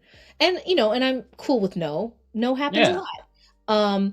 But also that for some people in this space that who I admire a great deal, I am perceived as in a position of higher power and authority. So they would not come and volunteer. And instead I need to go out and ask. Which is like the classic example is I was at Big Bad Con. It's the first game convention I've ever been to. Certainly since I started doing work in this space. I was there because when I did the survey initially for TTRPG, I had a little like, do you want to help out with future stuff? Because I was planning an interview protocol. And so that sent you to a completely separate, you know, walled off, so it wasn't connected to your answers, place where you could put your email address and your name. And so I looked at that 200 submissions and I was like, this looks real white, and dude, this is a problem. This is not reflective of, if I'm spending an hour minimum each doing these interviews, I don't have enough time. And so I'm like, I'm going to Big Bad Con, and I've had a card with a QR code. And then I'm also going to reach out to other people in other ways, you know, but this will get the ball rolling. So my goal at Big Bad Con was, one, I told my student, we are here to observe and be respectful. We are not central in this space. We are here to earn trust. We are here to share what we know and see if we can be a useful addition to this existing community. I didn't know that I already had the trust. I didn't know that I already had a position in the space. I didn't know any of that stuff until I rocked in. And so that was an interesting experience. And I didn't completely start to click in until I started to realize that white dudes at Big Bad Con were more than happy to come up and talk to me. But that, including when I was in conversation with a table full of not white dudes, and that they wanted one-on-one time and they wanted to do all kinds of stuff, you know, in terms of talking about their stuff, right? And I was like, wait, no, the purpose of me being here is to not do that. Right. And so I was talking to the transplaner folks, and they were like, we wanted to come up to you. It seemed like you were busy. And I was like, no. I need to have a t-shirt for next time. Hell, I need to have a cape that says white dudes to the back of the line. Everybody else come up, right? Like, cause that's the deal, right? You get the fast pass. I want to talk to you. If I'm not having a conversation with you, then I'm, that's what I'm here for, right? It's not to have, more white dudes in my DMs and in my email, which I have on a constant basis, right? And I don't need that. But what I have to realize in my positionality is that if I want those conversations and if I want to talk to those people that I admire, I cannot wait. I must move forward. Yeah. um, Even when it feels like I might be imposing. And so figuring out the delicate balance of that has been really an important thing that I'm learning how to do, because we're all learning how to do new things all the time. And right now I'm trying to figure out, like, my mech suit is larger than I thought. And so I'm trying to do it with care and purpose and not squish anybody and help people reach places that they might not be able to otherwise. Yeah. You've got to understand that there is, you are allowed to take up a certain amount of space. Yeah, and it's important, and I've known this, like, this has been part of my spiritual practice forever. Humility, but I always have to remember it. Humility is not self-denigration. Humility is understanding accurately your power and time and talents and skills and where you stand in relationship to others. That's what humility is. And it is a moral failure to underestimate yourself as much as it is to overinflate yourself. Ooh, damn. It's not Well, that It's Sunday morning somewhere. No, it's not. uh, I know Australia's in the future, but not that It's much. not So quite there yet. We're not quite there yet. I don't think I could think of a better spot for a quick break. Hey. Yeah. I've got some clusters I want to grill in on the second half. Oh wait, hold on. Before we go to break, I've got one last question I have to have asked, just because tradition. You are the god emperor of the TTRPG space. You snap your fingers and any three things happen, no matter how big or how small or how unreasonable. What three things do you change about the TTRPG field? Could it be things that impact the TTRPG field outside it? Yes. Okay. Analog game studies has departments in, let's say, oh, well, no, let's just go big. Every state, because the state reinvests in the humanities, and in as many countries as is possible. Um, Actual play has its own dedicated category in the National Endowment for the Arts. So funding Ooh. is now available that's not tied to commercial interests, but instead the public good and good art. Um, and That one sounds like it might be feasible. Like if we we're no, if we knew actually, what if we we knew can what the talk. fuck we were doing. No, actually, seriously, like, speaking of Dr. Friedman's letterhead, there are ways for creators to get funding from different kinds of cultural institutions for this kind of work. If you can frame it right, you can get it for your game. And it hasn't been tried with actual play, but there is now a scholarly publisher for tabletop role-playing games. Little Red Central Dot Michigan. actually managed to get funding for one of her actual plays. Yay! I should have known Dot had managed it already. Yeah, no. So there are, like, these weird buckets of money, and if my letterhead can be of use, I mean, Winterthur Library, in Delaware, outside of Philly, we were I was invited to be a keynote by a former student of mine at a small conference symposium. It just means that it's a small thing. And they were like, "We can pay you." And I was like, "How much are you going to pay me?" And I said, "Okay, here's how we're going to do this. You're going to agree to pay for the lodging and travel for me and my collaborator, Emily Kugler, who's at Howard, who just has to take the train up. And then you're going to take the honorarium, the money you were actually going to pay me cash. You're going to split it in half, and you're going to give it to Jeff Stormer and Gabe Hicks, who can drive in for the day, and we're going to do a workshop. We're not going to give a talk. We're going to show how people think about games, because Winterthur is a material culture, like, institution, and has a huge collection of old games, like, including, like, the first board game ever published in the United States. So we pulled out tables of stuff, and we each picked one thing and said, "This is what I see when I look at this object." And then the rest of us went, "Oh, this is what we see." Because we had, like, two 18th centuryists who have different interests. Emily Kugler is an expert in the depictions of East Asia and of race and empire more generally in the 18th century. And I'm a book dork who worked on smell and works on other stuff.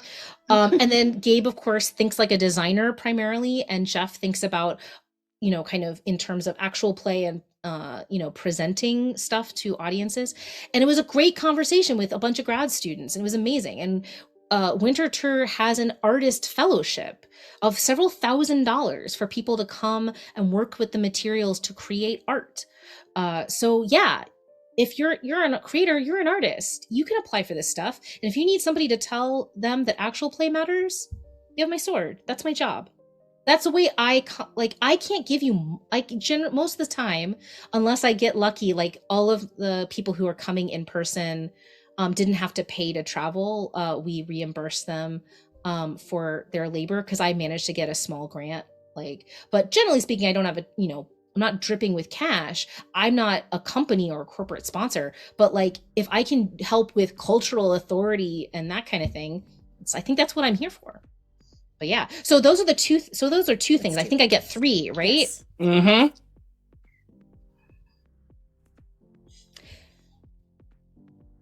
Every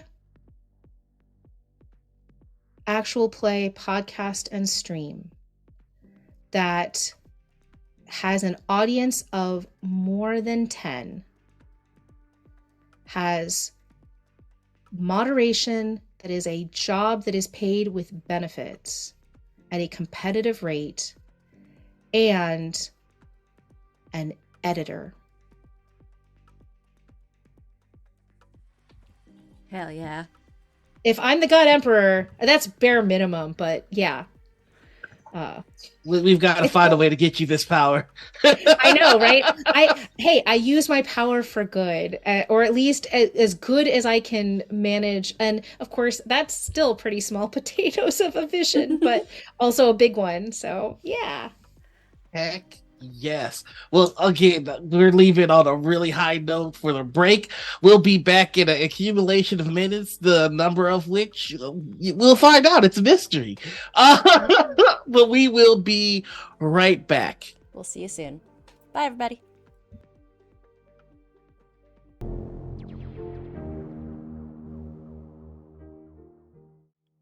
And I got the timing right on this one, too. I'm 2 for 2 today, everybody. Hooray! Welcome back. It's not like last week where I got yelled at because I couldn't count. Oh no! You're having the same problem my trainer does. Luckily, I keep the count. You earned that yelling. No, I'm kidding.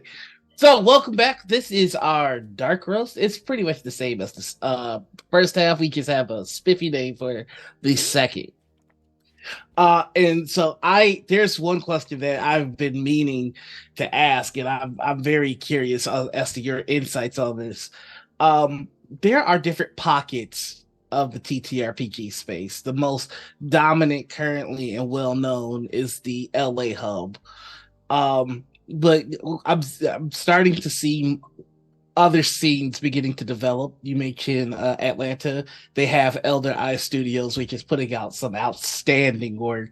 Vancouver has a scene that's just I feel like the Vancouver scene is being unfairly overlooked because their production values are just outstanding. I think one of the main ones that I'm thinking of is like Questline, where they full costume, full backdrops, just production on point. I guess my question is, so what do you think about all these different pockets? Do you see this being a continuing trend where more pockets of the TTRPG scene are gonna pop up, or do you think the ambition will always be for folks to transfer or make their way over to LA? I think it's important to remember, granted, the challenge in TTRPG is that the memory is goldfish length, right? Yep. And partly that's because, people are always coming into the scene, and we've seen 2 big influxes, one in 2018 and one in 2020 when we're talking about actual play. And, you know, when actual play has old heads who remember a decade, this is a challenge. And of course, the TTRPG space more generally, or the field more generally, also includes, you know, hubs that have nothing to do with performance, right? And so, or overlap, right? Seattle is one of those. And I also just want to nuance, because that's what I do, the notion of the LA scene, because the LA scene, I mean, there's a lot of production that happens in LA, but it's difficult to I find it hard to localize something that has an enormous number of practitioners who were living and building creative lives in New York fairly recently in the grand scheme of things. So, you know, and people who kind of transcend any particular place. I wouldn't want to pin down Banana Chan to a particular locale in that way, but instead a kind of methodology of practice, or and networks are extreme. Like, as someone in Alabama, right? It's an important reminder, right, that like if a historian was looking, or even somebody outside the space was looking and trying to figure out, okay, so where is Emily Friedman fit? The natural logical place would be, oh, Emily must have most of her contacts in Atlanta, 90 minutes away from where I'm sitting. But because of the COVID-19 pandemic and because of Georgia be Georgia, that actually hasn't been. I mean, I have lovely contacts and have had really, but I haven't been able to do a site visit anywhere, let alone down in Atlanta. So that always reminds me of the fact that because this is a digital form, albeit one that there are studio traditions that are in particular places, but those are all like, when we talk about Atlanta, Vancouver, and LA, those are all film locations, like where the film industry is very, very strong, right? The reason why Elder Eye can do Elder Eye is not because, you know, is also because it's the same kind of working conditions in a slightly different way than LA, which is to say, it's a high rent place, but it happens to have a high concentration of creative workers who work in the television, film, and theater industry. Vancouver too, right? Extremely high cost of living. And so I'm really curious. Like, I think there is something to be said for geography and the ways that it potentially can bring people together into kind of scenes. I'm also curious about the ways in which scenes are formed online, and have different kinds of hubs and spokes. One of the first things I tried to do as a scholar, when I was just getting curious, so this would have been like 2017, so pretty early on, I got with a very rudimentary kind of networking visualization thing to kind of be like, oh, right, I'm going to try to figure out how people are connected to each other who have played D&D for official D&D content. Which, you know, because there had been a couple of D&D lives at that point, and each of those were tied to other shows like Girls God's Glory, Critical Role, yes, but also a bunch of others. And so the idea was going to be like, I'm going to map who was on each other's shows, and I will somehow understand something about the scene. Now, what baby Emily is a stupid thing to say about somebody in their 30s, but what I didn't know then, and hadn't really fully internalized, even though I work alongside kind of theater practitioners and you know, creative makers and have my whole career, is that's the visible part of the network, right? Then there's the entire invisible apparatus of who's funding this, and you know, who are making the decisions in terms of sponsorships, and like who's making the decision about who is going to get to D&D live.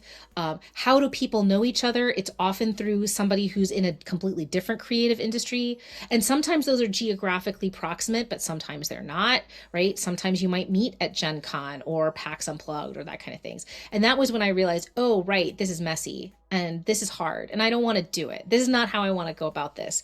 I have achieved what I need to achieve, which is to say, oh, this is a densely interconnected network with a few outliers, but those outliers aren't necessarily geographically distant in those kinds of ways.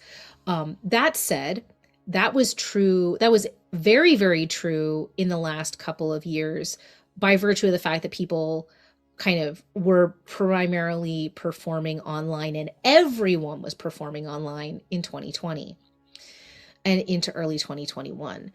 Now, as we get back to the kind of previous kind of iteration of really 2016, when it's like, oh, we're going to try to put D&D on TV. Oh, you mean like Harmon Quest did in 2016? Oh, we're going to, have a bunch of studio shows. It's like, or Acquisitions Incorporated is going to make a TV series. Oh, you mean like the series in 2016? Yeah, we're like, history rhymes. Yeah. Now we're seeing that kind of idea of, right, like remote gets you the widest possible kind of stable from which to draw performers. And that's a particular affordance, but studio gives you, B. Dave Walters has said, studio gives you the better performance. And certainly it's a different kind of performance that's possible when you're all in the same room. That's also costly and technologically challenging and all of these kinds Yeah. of things, especially if you're trying to have that be video and not just, and all that kind of jazz. And so I'm wondering if we're going to see even a kind of, an idea that we have to build out these hubs. Um, and this is happening in Jersey. This is happening even in San Francisco. There are kind of people who have the tech who are like, oh, we can rent out the studio space. Like my university, every time they build a new building, I swear to God, they put in a podcast studio. We have an esports program. And so we have 2 different places you can Twitch stream in the student center. So it's not super surprising that also like other places that have studio space are thinking, oh, this might be an untapped market. Especially in places where the costs are maybe not quite as high, but the demand might not be as high. Yeah. I think that if we're talking about the LA scene, it's it I tend to think about it not in terms of geography, but in terms of the shape of the ambition. That idea of the people who want someone to make them famous. In and that if that's the goal, then you're probably going to end up in LA anyway, because that's the hub of that, and New York are the kind of hubs of all kinds of creation. And it's not necessarily unique to TTRPG. And in fact, if you think about some of the people who are happiest, wearing many hats in TTRPG, it's in low cost of living places, right? I would that more of us followed the Gabe Hicks model, right? Of I live a happy life in a happy home, and then I fly out to do the shit that I need to do, and kind of hybridize in that kind of way as a career building thing. Yeah. But because people, for as long as people think of the big shows, which as we've been talking about are not big shows in the grand Hollywood apparatus, but as long as they see those as a thing that they want to be involved in, and that involves getting a foot physically in the door of networks. But the reality is that that's not necessarily very true, in terms of, if you go out to LA, the streets are not paved with gold. They're paved with pavement, and you have to drive on a lot of them. And it's a lot. And for some kinds of labor, it is the best place to do the job. You also have to live and pay in LA, and that's not cheap. I say, as having friends and loved ones who live there. And there's lots of reasons to want to be there. And there's lots of reasons why you can live a creative and happy life other places. And often I talk to my students because one of the groups of students that I support are creatives, are writers, are poets, are actors, and people who kind of work in the theater, right? Because we have BFAs, a bunch of BFAs in the theater department. And one of the conversations we have to sit down and have with students is, okay, you can't stay here. There's nothing for you here. Where are you going to move? What are the trade-offs? Atlanta is the closest, and it has a TV and film industry. You can start to build there, and you're not super far from home. Or you may, like, we have plenty of students like London who like New York, baby, and then end up moving around a lot.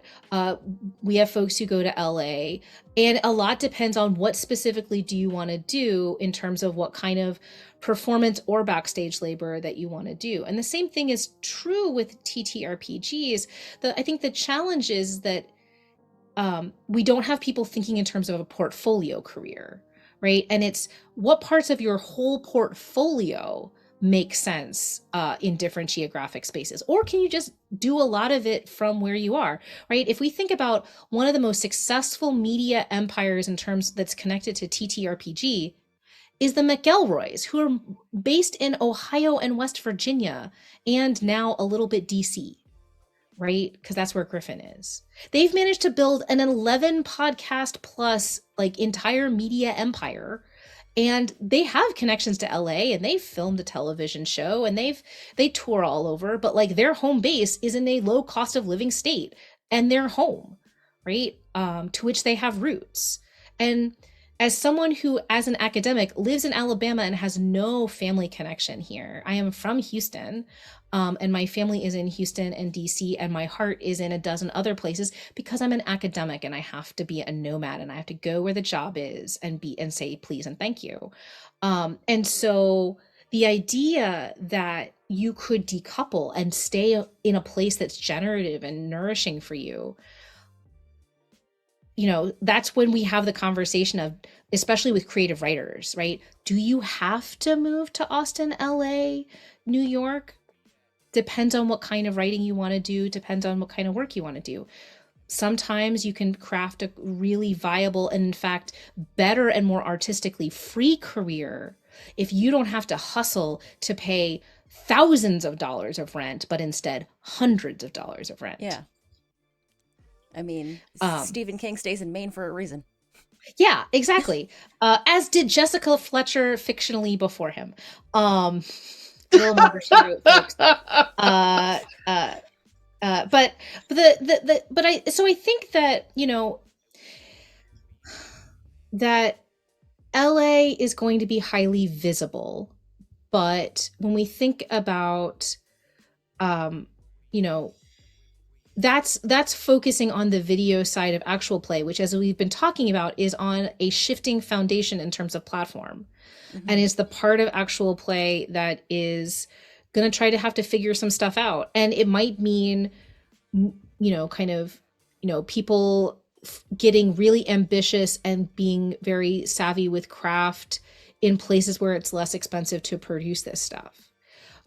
It could mean making a pivot to audio, which can be produced anywhere, and across the board, and just leaning more into that. I don't know.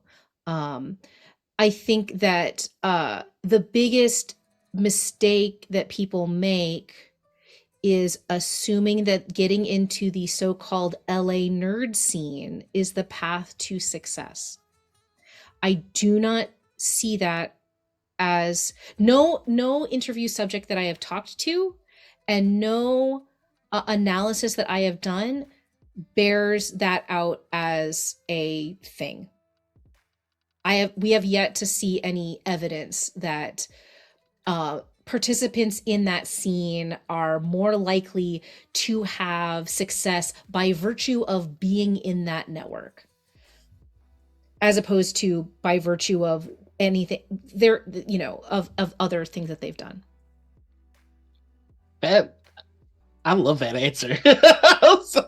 I love that answer because I think that the myth of the LA space has kind of been one that has kind of washed over the space. Like, I've seen a lot of people that I admire kind of make the move over to LA, and it just kind of feels like, you know, they flourish.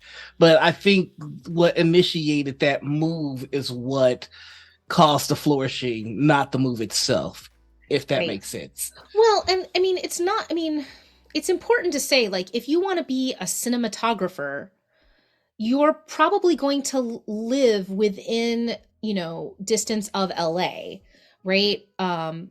But it's important to remember that in a creative industry, there's lots of different moving parts and lots of different ways to participate. Rick Perry doesn't live in LA. Rick Perry is one of the most well-known names associated with Dimension 20. He lives elsewhere and comes in, does his job, and leaves. Gabe too. Again, if they wanted to do something different, if they had if they were fulfilling a different kind of role, they might have to live full-time in LA. That's just the reality, right? If you want to be on Broadway, you have to live in New York City, right?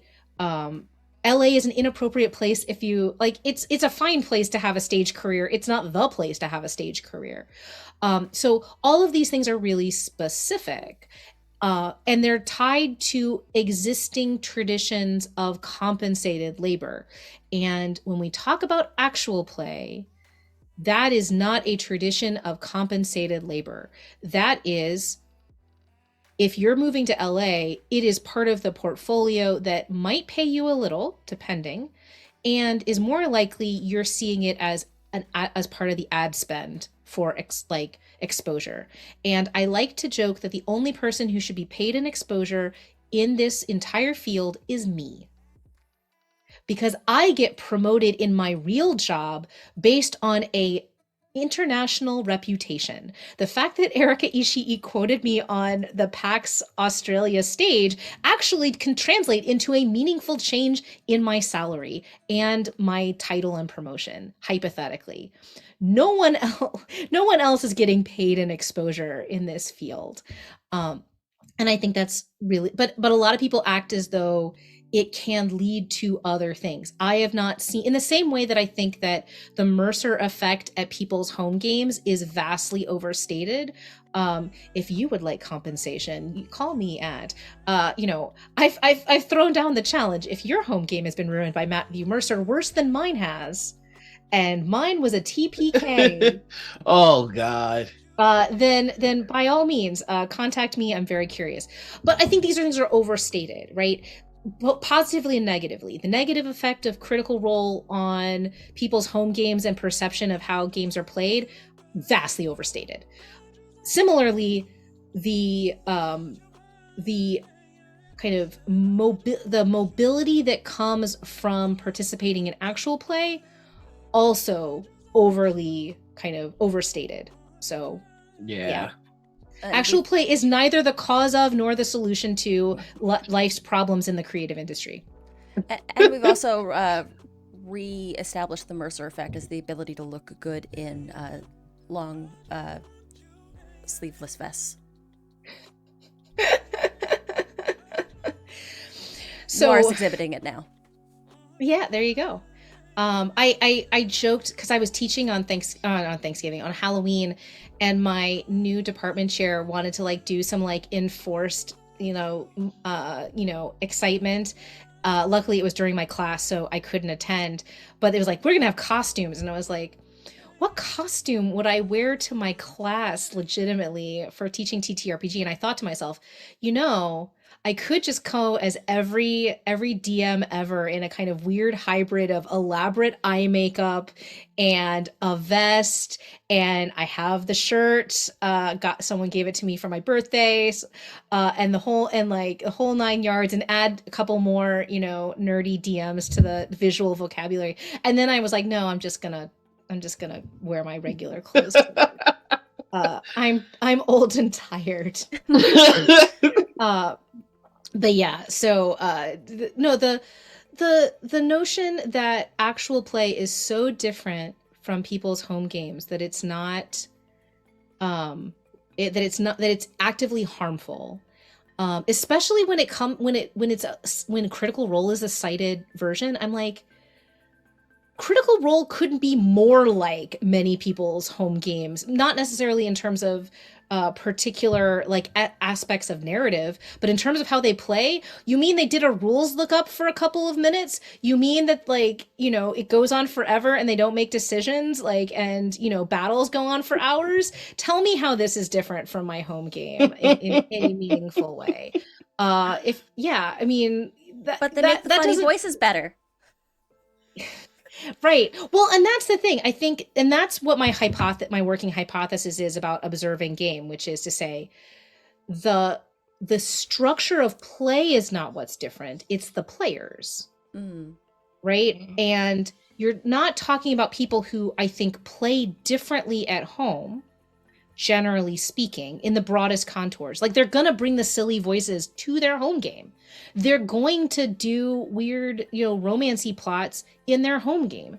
They're going to, what's different is potentially, right, like, playing to time, right? Or, the level of production value or, those sorts of things. But I think it's fairly true that most people report getting into a state of flow where they forget cameras, right? Or they forget those kinds of elements. And they are making, and that the kind of story beat choices that are that support actual play in particular are things that are honed from various training traditions in improv and acting and writing and thinking that become second nature, right? It's like, I didn't prepare for this interview. I don't have a stack of note cards next to me. I've been teaching half my life.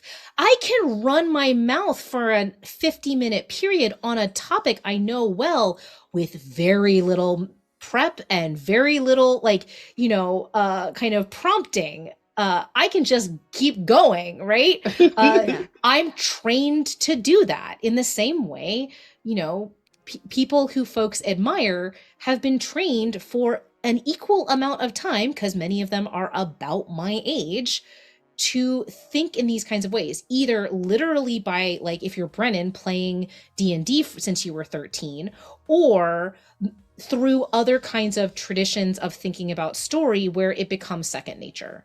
Right. Yeah. In the same way that my students have a hard time imagining 2,000 words. And for me, that's the unbearable constraint of having to write for Polygon, is that I only get 1,200 on a good day, is a difference of experience and preparation. At a not certain point, it becomes, what we're doing. Yeah. At a certain point, it becomes unconscious competence. Yeah, exactly. It's second nature. And in the same way that the game of baseball is not different, whether my nephew is playing it in his little league or, the Astros are bombing, in the World Series, the fundamentals are the same. We would not say that watching baseball is giving my nephew the wrong idea about how to play his little league game. The rules are the same, the skill level very different. Now, that's an overly simplified parallel, but I think it's pretty true, which is to say that long before there was performed play, there were different kinds of players and different kinds of tables playing different kinds of games for different kinds of, stories that they wanted to tell. That's not new. And a lot of those were performed because live action role playing is a thing. That's where I started. Really shitty backyard LARP. Vampire the Masquerade, technically. Only vaguely related to anything actually in that edition. Yeah, Jason gets real mad when I show like my copy of Vampire, because he's like, it's been different. Like, can we have you show the students the modern version? And I was like, but this is a historical artifact. Shout out to LARPers out there. I'm getting back into the game myself. God bless. The number of people who tell me, oh, I know this person, I made out with them in a LARP 20 years ago, and I'm like, couldn't be me. Great for you. That brings us to one of our standard questions for the Dark Roast. This is called TTRPG Confessionals. This is where if you feel like you have a lackluster or something that you're not exactly proud of that you do at the table, this is where you can confess. I will lead so you can see what it looks like. Oh boy, where's all right, here is my TTRPG confessional. I get really agitated with crosstalk, like to just sometimes an unreasonable level. Like, I understand that it happens, but if it keeps happening and one person is always the one to put their foot on the brake and the other one just keeps talking, like I take that personal. Like, okay, let me narrow it down. I hate crosstalk, but I hate when one person always wins the crosstalk conflict, the impasse. Like at some point, you got to give as well, right? And when they don't, I get petty.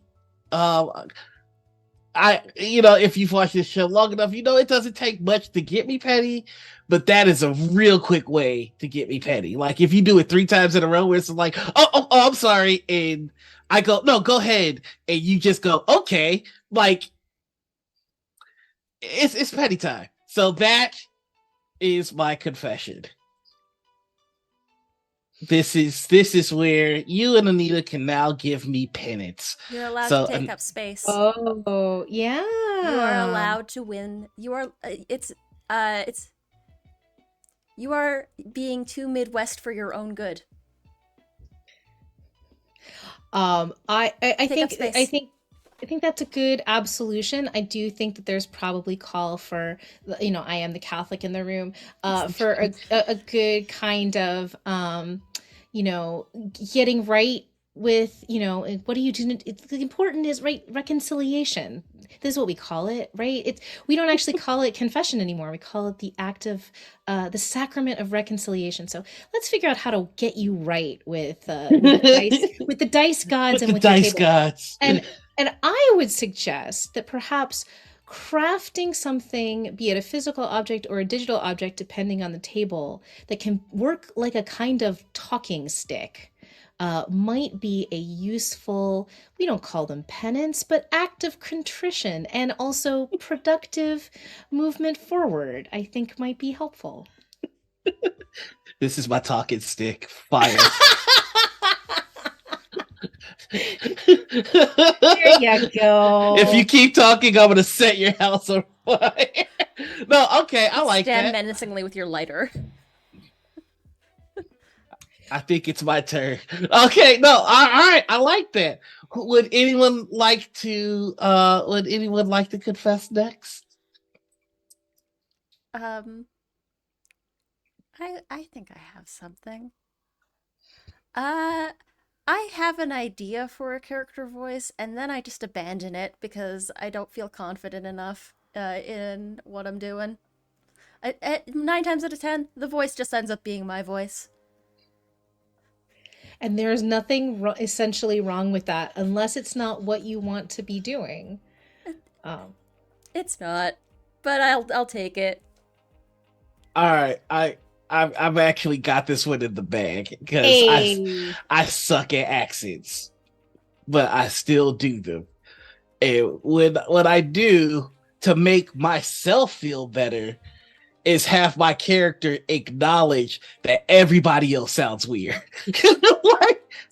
like, like I don't understand why everybody here is got such a weird accent. Y'all just you need to chill. Like, just play with it. Because here's how I got over that. I had a very it was actually Scrat to help me with it. Oogie just asked me one question, and it kind of blew my mind, which was, what does a dwarf from Faerun sound like? And I was just like, I don't know, probably Scottish. He's like, how could you check? I was like, because everybody does a Scottish accent. He goes, I didn't ask what everybody sounds like. I asked, what does a dwarf from Faerun sound like? And I went, well, I don't know. It's like, exactly. You sound like whatever the fuck you want. They don't exist. John don't exist. Elves don't exist. ASMR don't exist. They listen, if you do a shitty British accent, guess what? They all do shitty British accents. That's just what it sounds like. Who gonna tell you no? And you know what?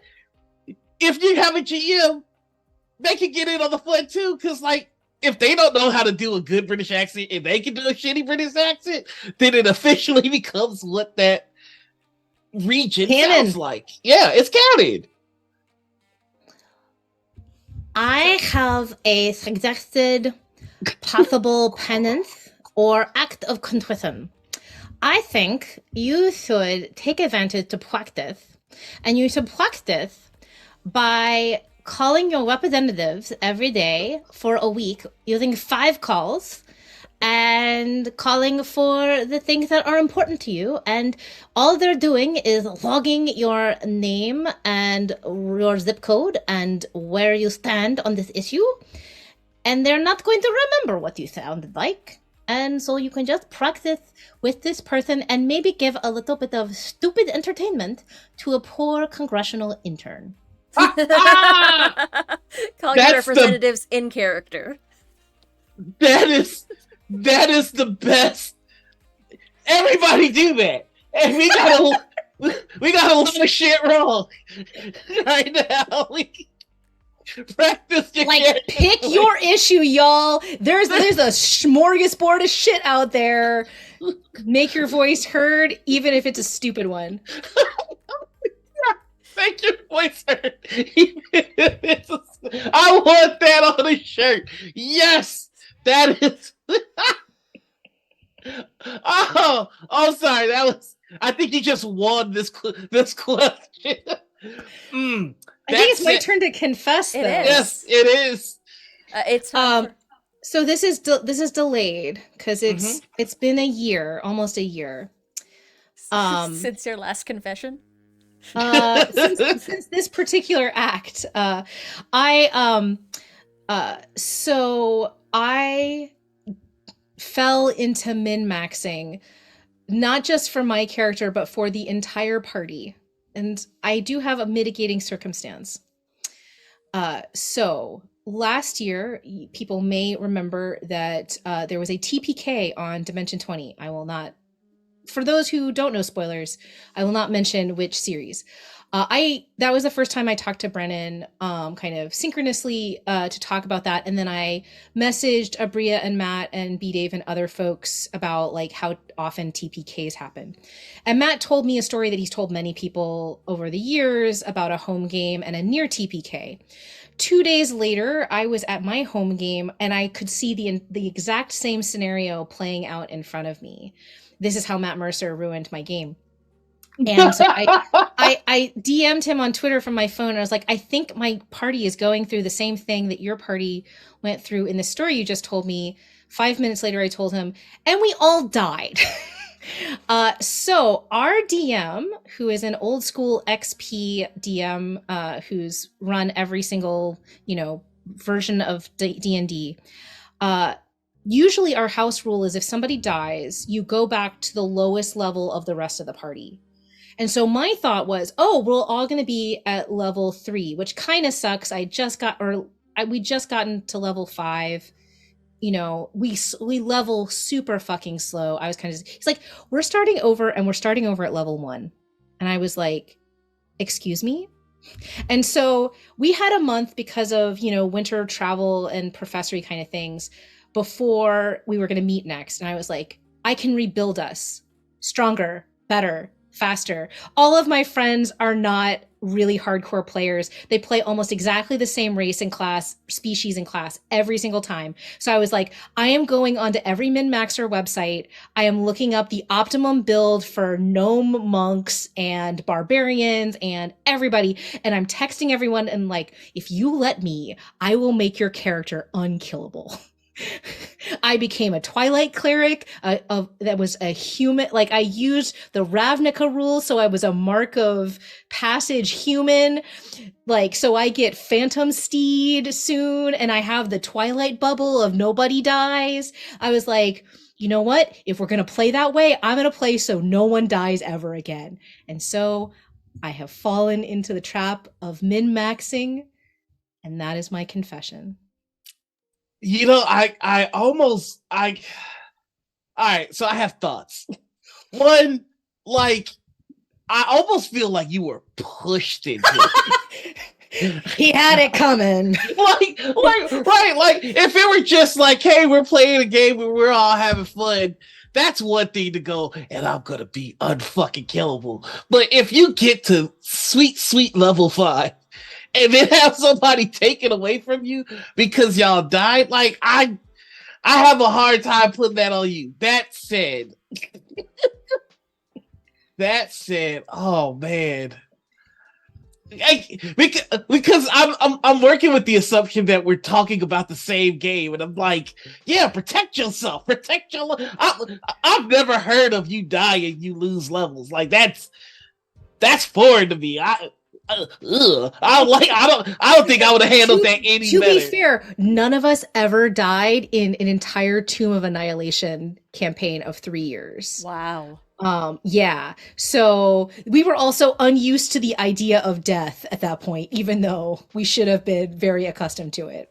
I I listen. I think maybe I never thought I would say these words. Maybe I'm too lenient of a GM, but the first TPK, you should give a warning shot before you do something as drastic as that. Like next time, just so you motherfuckers know, you're not coming back with all the sauce. You coming back weaker. This time I'll let it slide. But I gotta tell you, this situation's got me torn up inside. Anita, please go. I have to work some things out inside. I mean, falling into the trap of min maxing is of course a slippery slope, and the obvious penance would be for you to build a suboptimal character, in your next game, as suboptimal as you can go, and just have fun with it. Um, like Does it have to be my home game, or can it be a game where I'm guesting? it can be a game where you're guesting. It doesn't have to be your home game. Oh, sounds good. Like Yeah. build yourself a gnome barbarian who dresses like a wizard. With a cloak of billowing as their magic item. Yeah. Uh, all right. I've got my answer. It took me a while to do some soul searching to get in there. I think that min maxing in and of itself is not inherently bad. However, I think that narrative should support min maxing.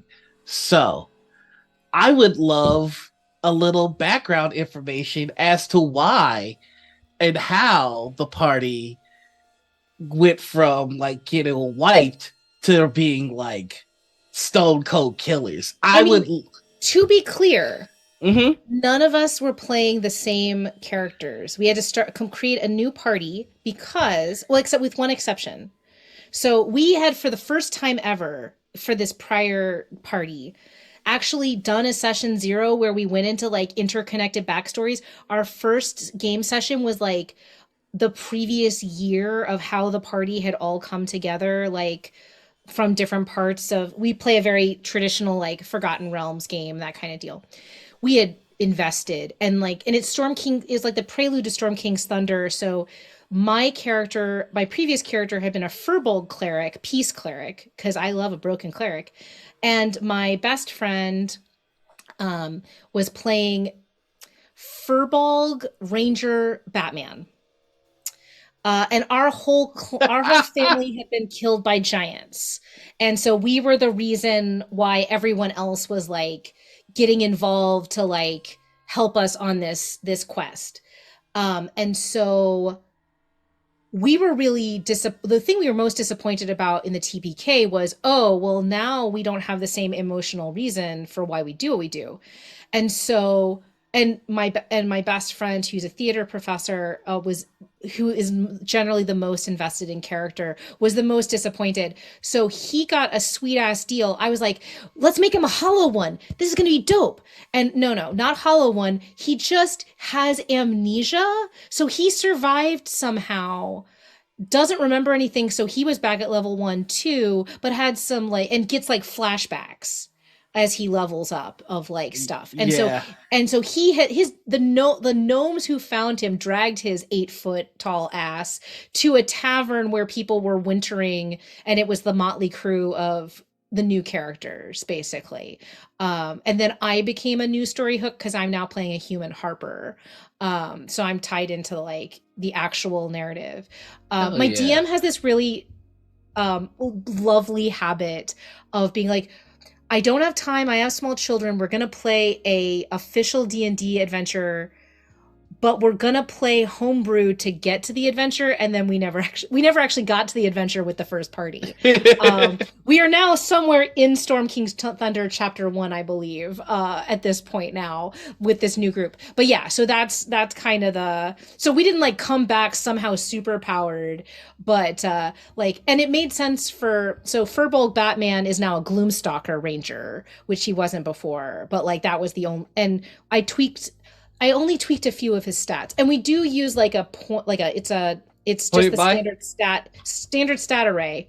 Okay. So no point by, and we so really what I was doing was figuring out what the optimal stat array was for each by person's class, and being like, you're doing this. And then this is finally the first campaign, and we've been playing since the start of 5e, and of course some of them have been playing together longer. But I was like, can we please have feats now? And then I gave everyone a list of like, these are the feats that you could take that would make you dope as hell. Feel free Okay. to use this information. All right. In that case, I would just add narrative to the acquisition of the feat. Since they already know which ones are going to start working, I would, in like for example, if I'm going to take sharpshooter, I would exhibit my character just practicing during long rest, and Yes. like just making a note of like, hey, I want to talk to your character. Will you interrupt my character as they're firing away? And they're getting a little bit better with their grouping. Just Yeah. something small like that to kind of, since we already know the path these characters are going on, Yeah. because of min-maxing, add it to the story. There it is. I feel good with that one. Hey, I will say the one thing that the greatest thing to come from this is, so I have a friend who always plays a dwarf barbarian, and this is actually, I don't think min-maxy, although I think it might actually end up being an optimized build for him because he pays attention to nothing, right? That's why he's playing a dwarf barbarian, but he's playing a wild magic barbarian.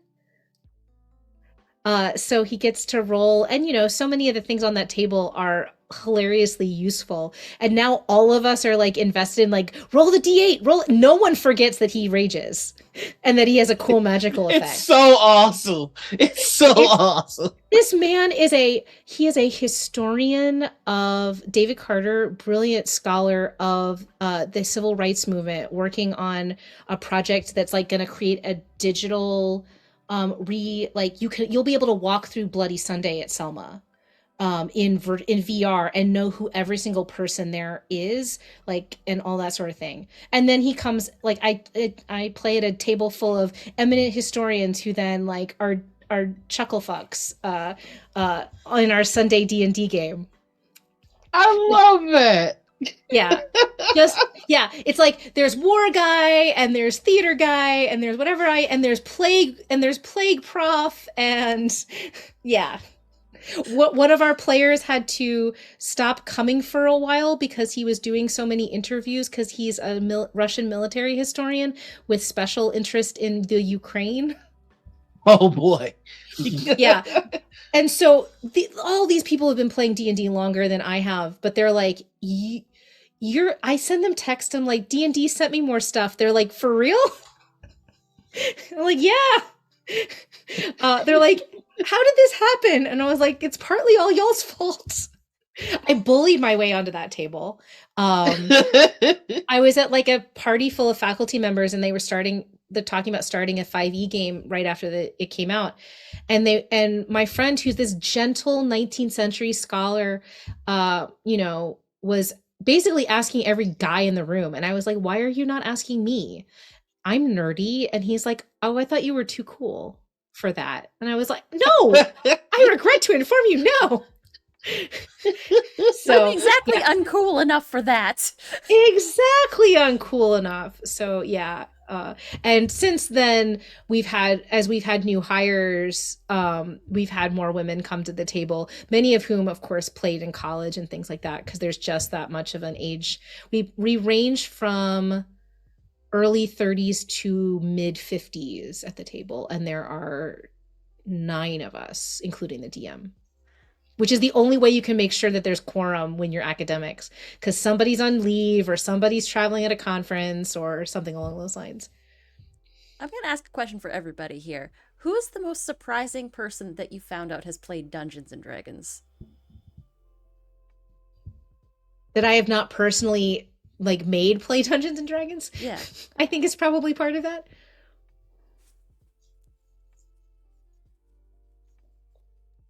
Ooh, now I want to know. Oh, I can go first if you want. yeah, please. My radiologist sister-in-law played Dungeons and Dragons in college. That's amazing. Yeah, I think She's an actual medical doctor, and yeah, she played, and she's like, "Oh yeah, I used to play that way back." yeah, I don't know. I guess because I'm not often surprised by Mm. um at least now people saying that they play oh no, I know. Good answer. Actually, kind of variation on the theme.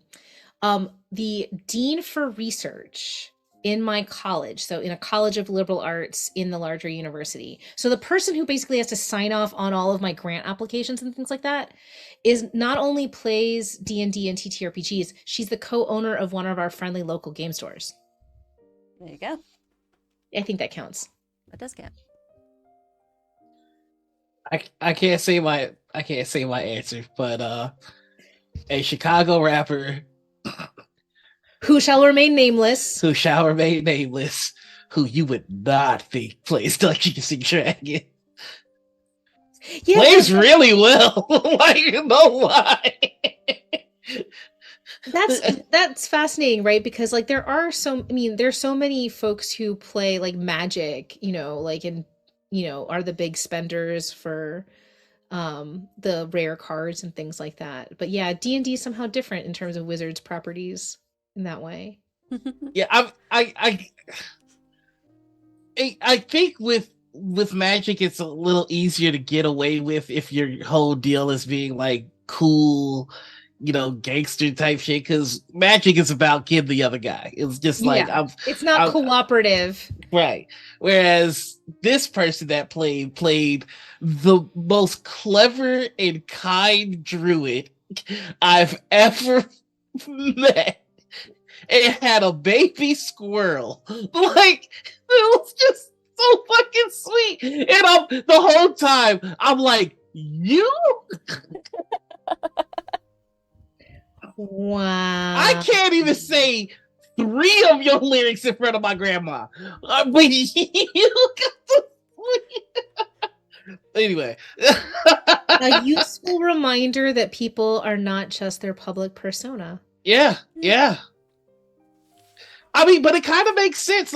Like when I play Dungeons and Dragons, like sometimes I want to be the opposite of what I perceive myself to be. Like I perceive myself to be like, kind of powerless in my real life, kind of small, meek, and all that kind of stuff. So I get to like fucking be the hero. But if your public perception and the way everybody perceives you is this hard gangster, like I got bodies type dude, like You're then already yeah. LARPing in real life, so you might as well do something else. I want to be just a fucking druid that goes around feeding this baby squirrel and wreaking havoc to anything that makes my squirrel uncomfortable.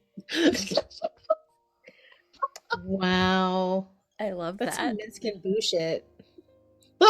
It's not Space Hamster. Wow. Go for the eyes, boo.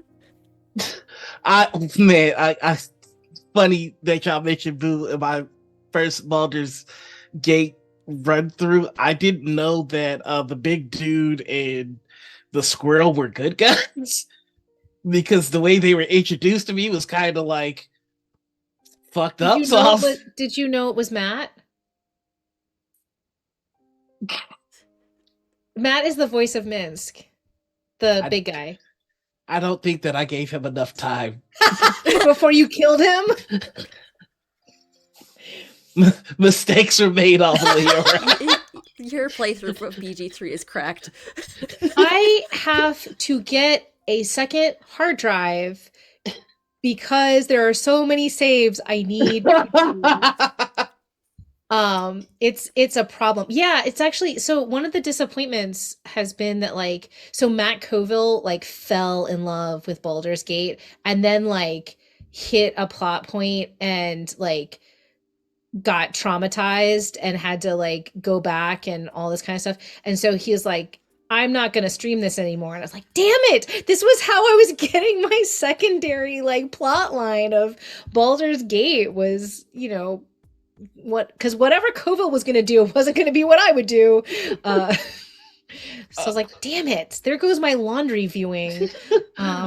Morshadi, you can't kill Miss. And when you kill Miss owner, you get angry growls from. No, Boo is the hamster. Boo's the Minx, hamster. Minx Minsk is the is the dude. guy. Oh, then yeah, I killed the shit out of Miss Minx. But Boo lived. Boo There you lived, go. but I tried to do speak with animal, and it was just angry hiss, and I was like, oh well. Oh, Well, that's also bummer. because he doesn't speak. He speaks miniature giant space hamster.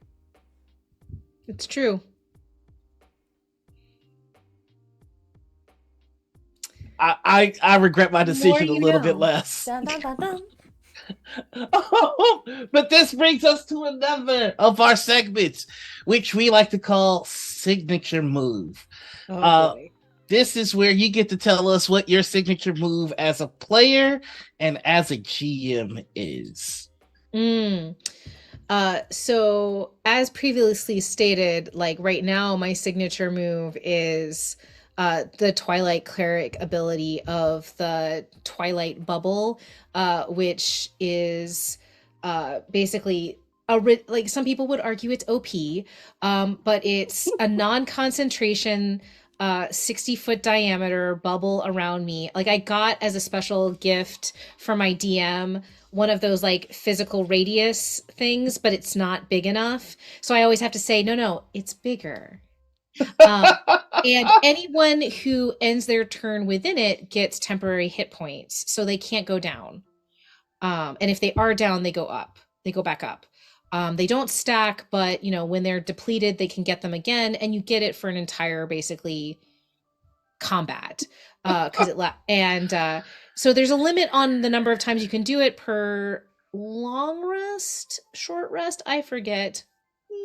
But yeah, so that's the kind of, I almost don't have any other healing spells because it's so handy. I mean I have them, I just don't use them. I'm that kind of cleric. When I played a druid, it was a fucking moonbeam all day long.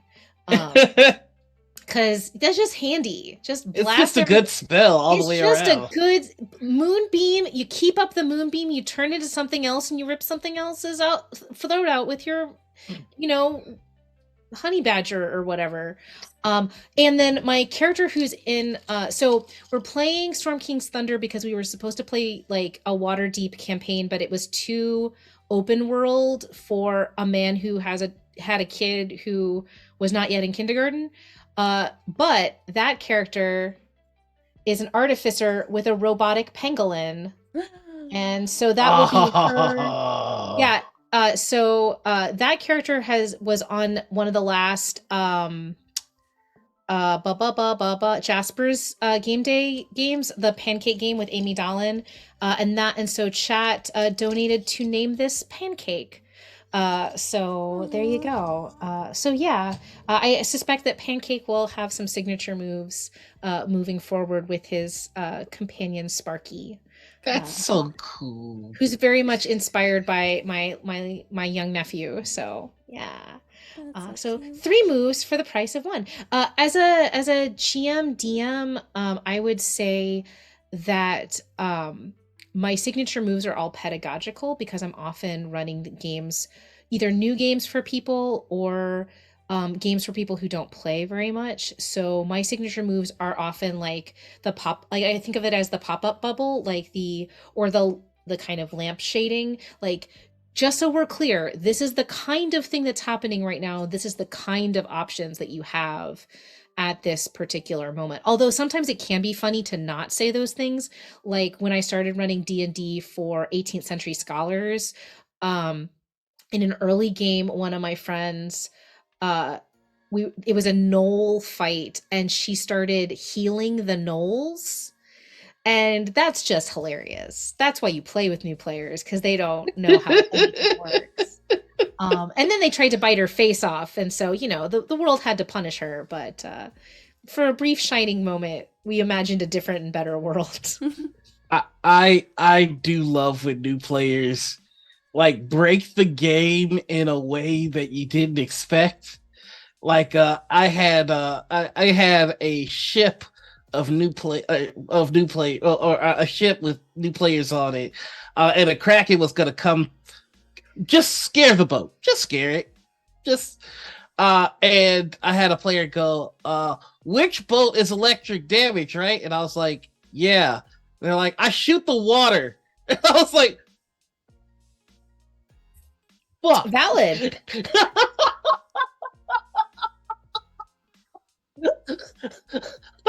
Understandable. Yeah, that'll do it. I was like, that makes sense. Yeah, it's been very interesting, like especially since I run kind of more indie games in classes, and I have both students who've never played a TTRPG before and students who've played a lot of D&D or something like D&D. And it's always interesting to see the learning curve. The learning curve is much harder for people who've played a lot of D&D and no other games. Because it's very hard to break out of we were playing Yazeba's Bed and Breakfast, and that is designed to totally make your ears explode if you're thinking in terms of combat moves and things like that. It just does not compute. You're in a completely kind of different world. And but yeah, so it's interesting to think about the ways in which, it's useful for anybody to play lots of different kinds of games because it, expands your arsenal and your understanding of what's possible. Because yeah, we can get caught in the like, oh, I moonbeam it. Moonbeam Yeah. works. Moonbeam works all the time. It's the one trick pony of Eldritch Blast when you're a warlock. Mm-hmm. Exactly. All those kinds of things. Yeah. uh to stray away from our structured content, I do have to ask a question, and it's a little selfish. I'm just gonna be honest with you.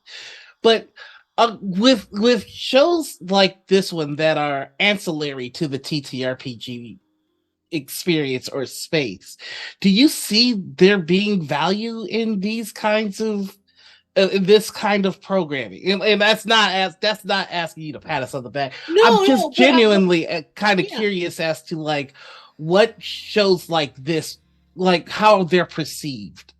So what I would say is I would not say they are ancillary. And if I've talked to more than one creator who says they have larger audiences for the so-called ancillary or talk or interview or whatever show than for their main content. Because like I'll be honest, like I'm not caught up on NADPOD, but I don't miss a D&D court. Because That's there fair. because it's one and done, right? It's I don't have to be caught up in order to do that. It's providing a different kind of pleasure.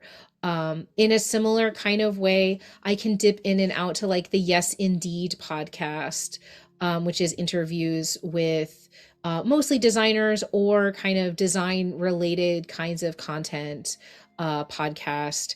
And I've talked to other folks, who do this kind of, these are the two streams of content that I do. And yeah, I mean, they serve, I think when we talk about the growing audiences, that's a different audience. It might not be exactly, it probably overlaps with your narrative audience, but my suspicion is that, it may also be a kind of, threshold in, Yeah. or just the place where people want to hang out, right? Instead of just thinking about it as a threshold, as a kind of liminal space, literally a place you pass through. What if we thought about these as equally important spaces for conversation and thought? I can tell you that, and I think I may have mentioned this before, like when Anita and I were talking before we started recording. But I've had somebody who I deeply, deeply respect at the high level, quote unquote, of the space, say they heard me talk about something in an interview podcast, and that was a surprise to me that that person was listening to that content. But if you think about it, yeah, it makes sense that that's the kind of content that somebody with limited time but interested in being plugged into the space would potentially be more likely to drop in on. Are those kinds of conversations, in that kind of way. So I mean, obviously I do a lot of these things, and I do them because they're useful in terms of me thinking through my ideas, and it's a kind of instant gratification peer review, but also because I learn something usually in these kinds of conversations, or see things in a new way, including my own work, but not exclusively my own work. But yeah, and I'm still at the level of slight bewilderment that people want to listen to me talk.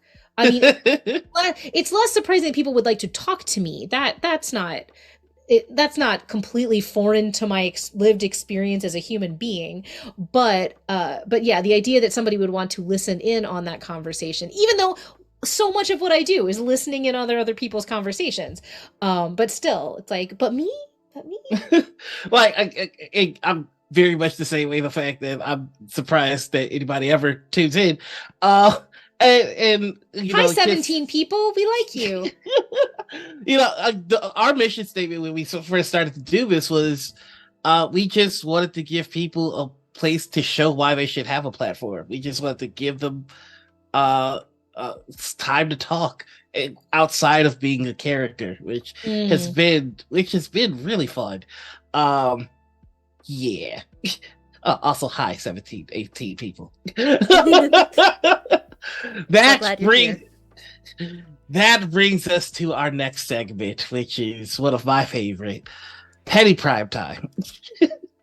This is where if you have something you want to get off your chest or subtweet in real life, this is where you do it. I of course will lead, so you know what it looks like. And I have a very simple one this week. Hey y'all, the world's pretty fucked up right now.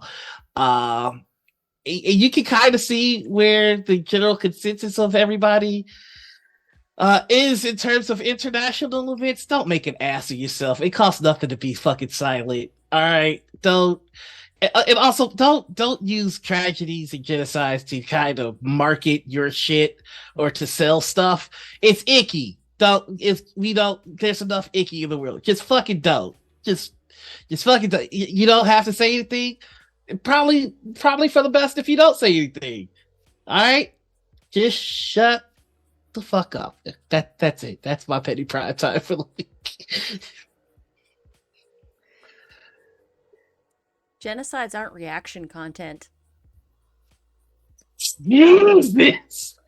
I will take us off just slightly away from that, although no worries. Yeah, that's important. Five calls, guys. Well, we're going to do your 5 calls. We love a callback. What I will say is, if you put things on the internet, you are ruled by the FTC, whether you like it or not. And it doesn't have to be a direct financial relationship to be one that you have to disclose. But if you have a financial relationship, you have to disclose that all the time. And there's a handy 101 handout if you're not familiar with this already from past events in the TTRPG space. I got one more. You got one more in you? I got one more in me. I can feel it. SAG's still on strike, y'all. Maybe fucking acknowledge that and stop promoting, discussing, and making content on struck work. Just because it's gone on for a long time and you're over it, doesn't mean your support should stop. All right? You can go back to discussing all your favorite little shows. Let's the SAG actors get what they deserve. The writers were first, now the actors. Yep. And it's important to remember that like you may not call yours like self a content creator. I certainly don't. But you still may actually be, in terms of a legal term of art or in terms of relationship to other institutions, a content creator. And and there may be implications for that. And it's important to remember. That's not petty. That's just facts. Uh True. Well, and this is the slippery slope, right? This is the challenge like that we've seen from the OGL moving forward, is because the boundaries are super blurry in this space between professional and quote unquote amateur and relationships with companies and all these kinds of things. We are ruled by legal things. Wizards sent an advisory to me to tell me how to talk about the fact that they gave me free books, a thing that any number of other like educational entities do all the time, but it's important. And I can be like in violation of FTC laws if I don't say, "Hey, I got this thing. I didn't pay for it. It was given to me. There was no other quid pro quo, but I am on the content creator list for Wizards." And that's how this works. It's not I'm not sponsored per se, but I get free stuff, and that is a disclosure I have to make. Mm-hmm. do the right thing, motherfuckers, is essentially what we try to say all the way around. Yeah. Well, and also, I mean, but it is interesting, right? Because all of our pettiness was thinking about both legality and like ethics and optics, right? And those sometimes are in alignment and sometimes they're not. And also sometimes things are really complicated, right? The number of people who cannot speak out on an issue, like the number of people, like right now, any number of people have been censured or threatened with being fired in my profession for saying certain kinds of things, not even necessarily inflammatory things on current issues. I had a colleague in my department who we hired and was never taught a day in my department, was bought off for an entire year because somebody didn't like their football tweet, got mad at the football tweet, found the rest of the stuff, found out that they were a prison abolitionist, and then a state senator is involved asking for them to be fired. And that's why tenure matters, folks. Because if they'd had the protections of tenure, then they could have had like God knows I can have a really bad day and have really bad days for all kinds of reasons, but I can't be like summarily fired, at least at the moment, touch on wood. But yeah, so I mean, and certain people are at higher risk and all of these kinds of things. Again, nuance, folks. Yes. And that's And if you don't know somebody enough to call them in privately, I don't know what public like I saw a public call out that tagged like a billion million people, and I was like, you don't know any of these people. Uh, you don't know you don't know if they're even on, like, especially right now in Twitter.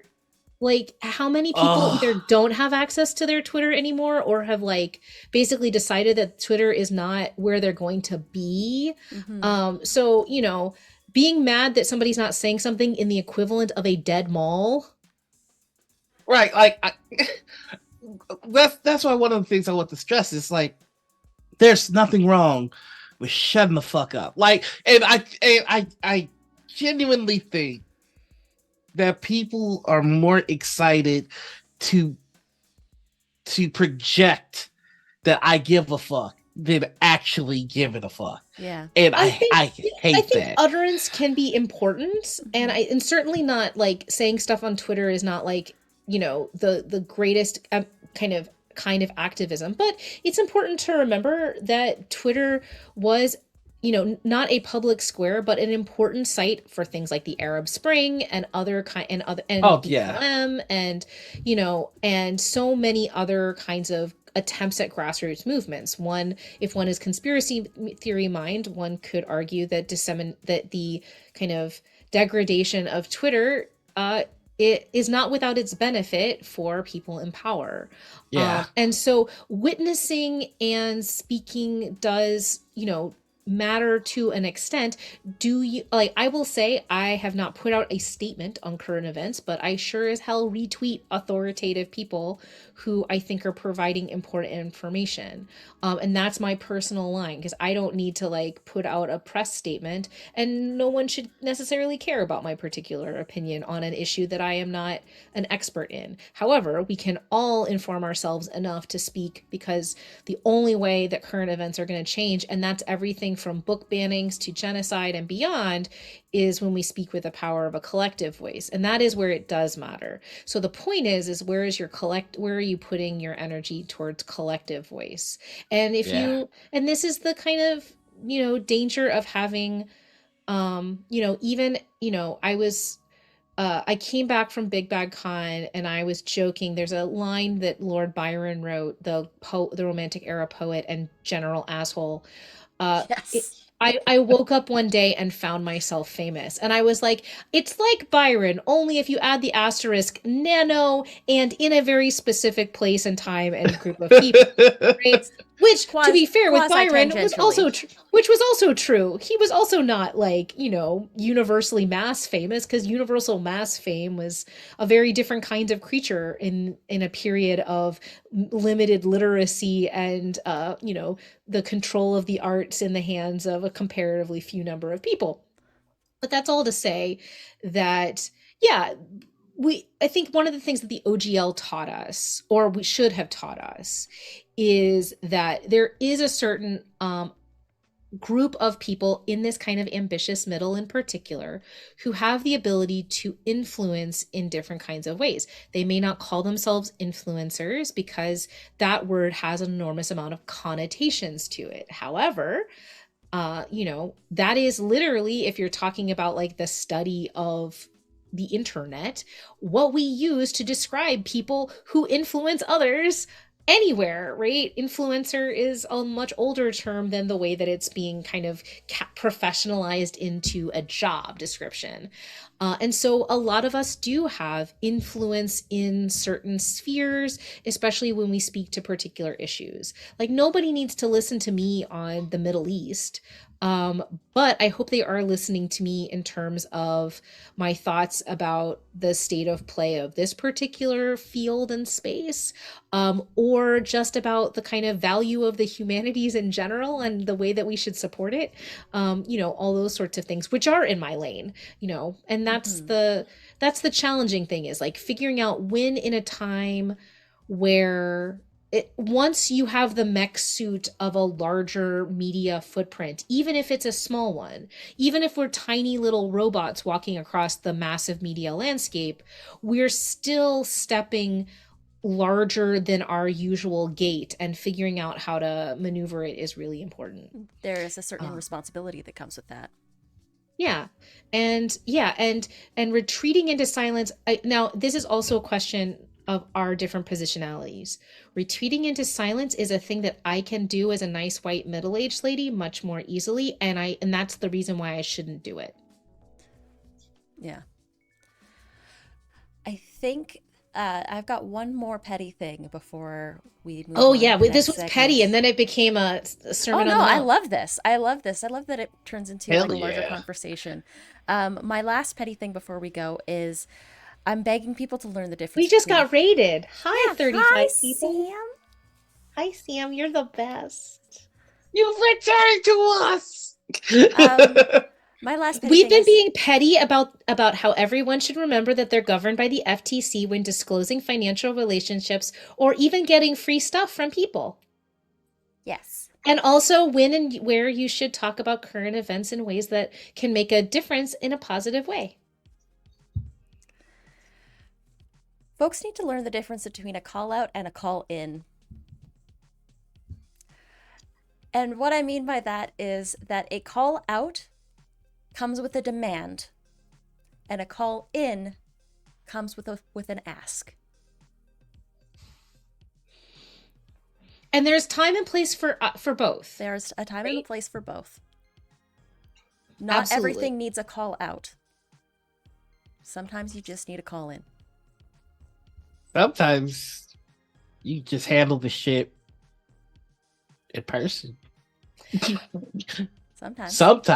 sometimes, not all the time, but sometimes problems keep.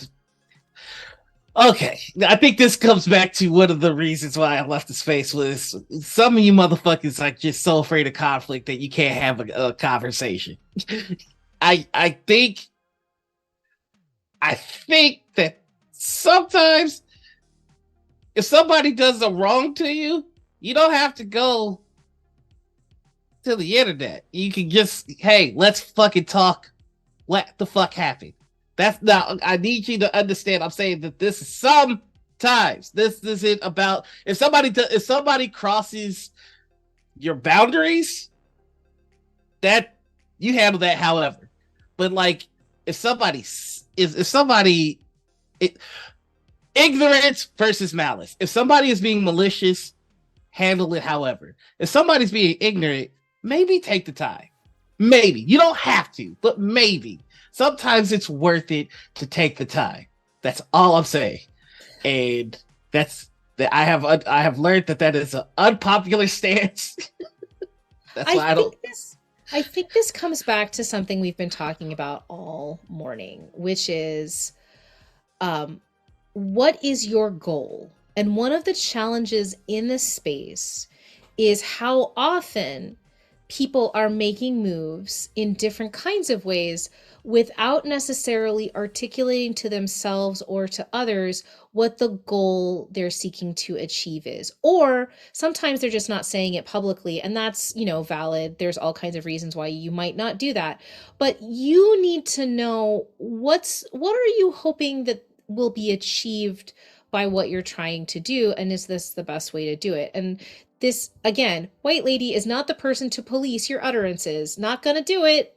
Like, what I am gonna say is the thing that I say a lot, which is think about your audience, think about the move that you're making. Is this the move? And so sometimes people are doing a call out not because, they think that they're going to affect any change, but in order to signal something to other folks. And that's valid for coalition building. It also can prevent kind of change from somebody who's inclined to be part of change, right?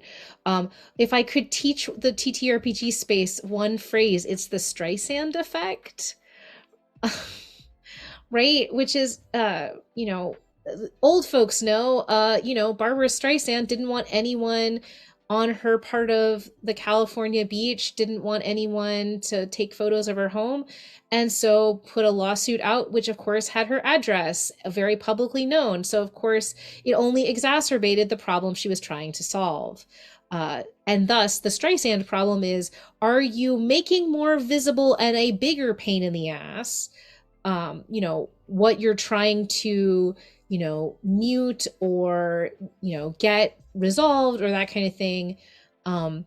Then are you focusing fire? This is why you should never leave a comment, even a critique comment or a dislike on a YouTube video, because that counts as engagement. That only pushes it further up the algorithm, right? This is the problem. And in the same kind of way, I wish we could all kind of have a group read also of Sarah Ahmed's Complaint, and she is also the author of The Feminist Killjoy and things like that. But her work on Complaint is really interesting because she thinks a lot about how people who like the position of people who complain in systems works, and it's not pretty, and it's not because she wants people to stop complaining. It's that she wants to empower people who are likely to make very serious complaints to know the full weight of what they have to prepare for in this broken fucking system, right?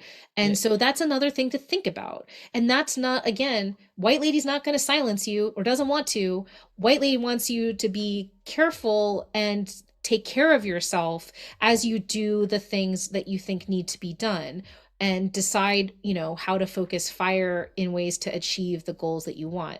And that starts with, be it a creative project, a complaint, a call out or in, any of these things needs to start with an idea of, what is this for? Yeah, What's the I goal? I need y'all to understand there is a whole subsect of the internet that has simply learned to get stronger the more that you throw shit at them. Like I need y'all to really comprehend that when you go to Twitter and you're like, this is bad, like there are people that just win when you do that.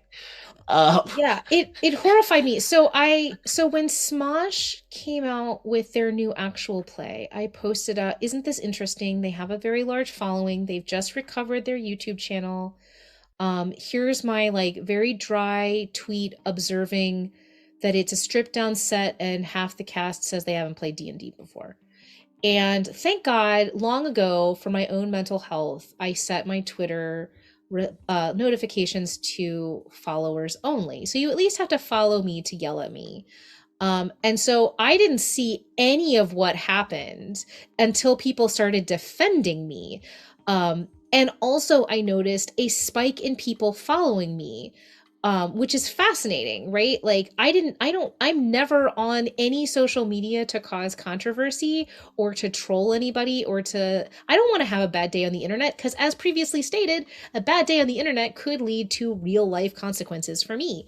And yet, you know, being perceived as a troll in a single tweet led to a spike in people following me, which was like not the intended consequence on the part of the people who were yelling at me, but it aided my visibility such that when people did start to say, you know, do you know who she is? She's this, you know, I don't know what a nice thing they said. Again, muted the thread, but people said nice things, and so people followed me. But yeah, so this is the thing.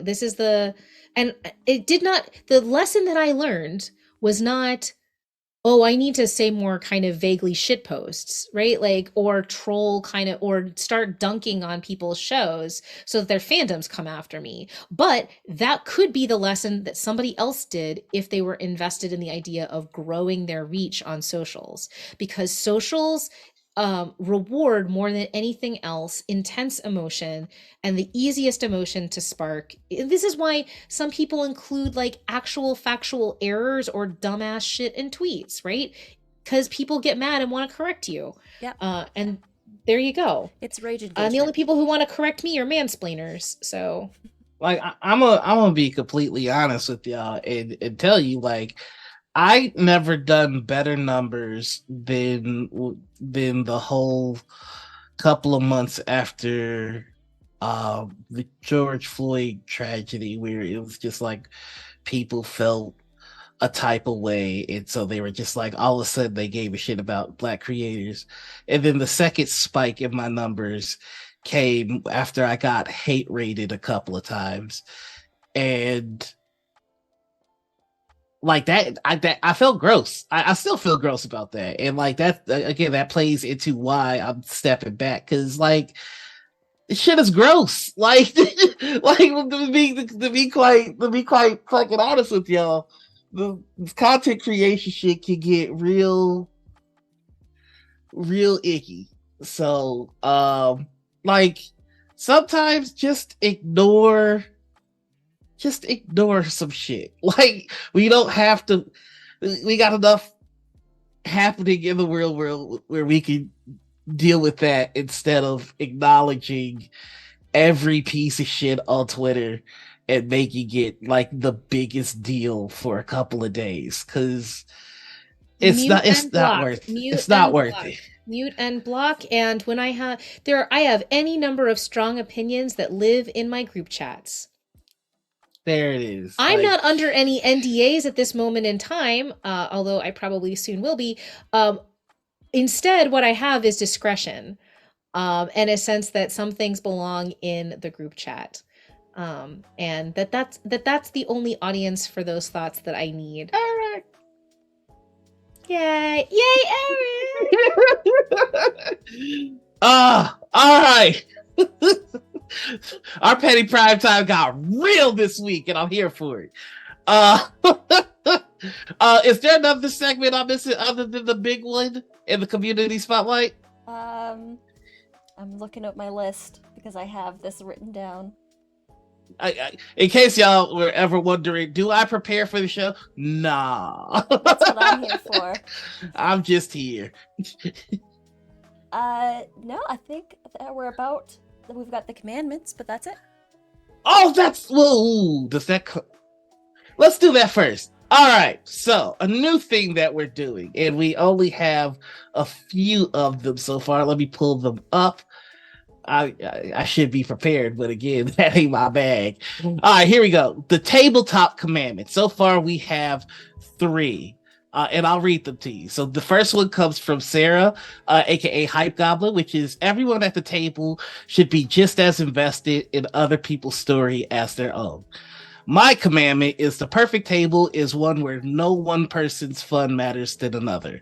And Amelia Taylor, the wonderful narrator of Baldur's Gate 3, their commandment is thou shalt create fun experiences with players less experienced than you without the GM asking you to.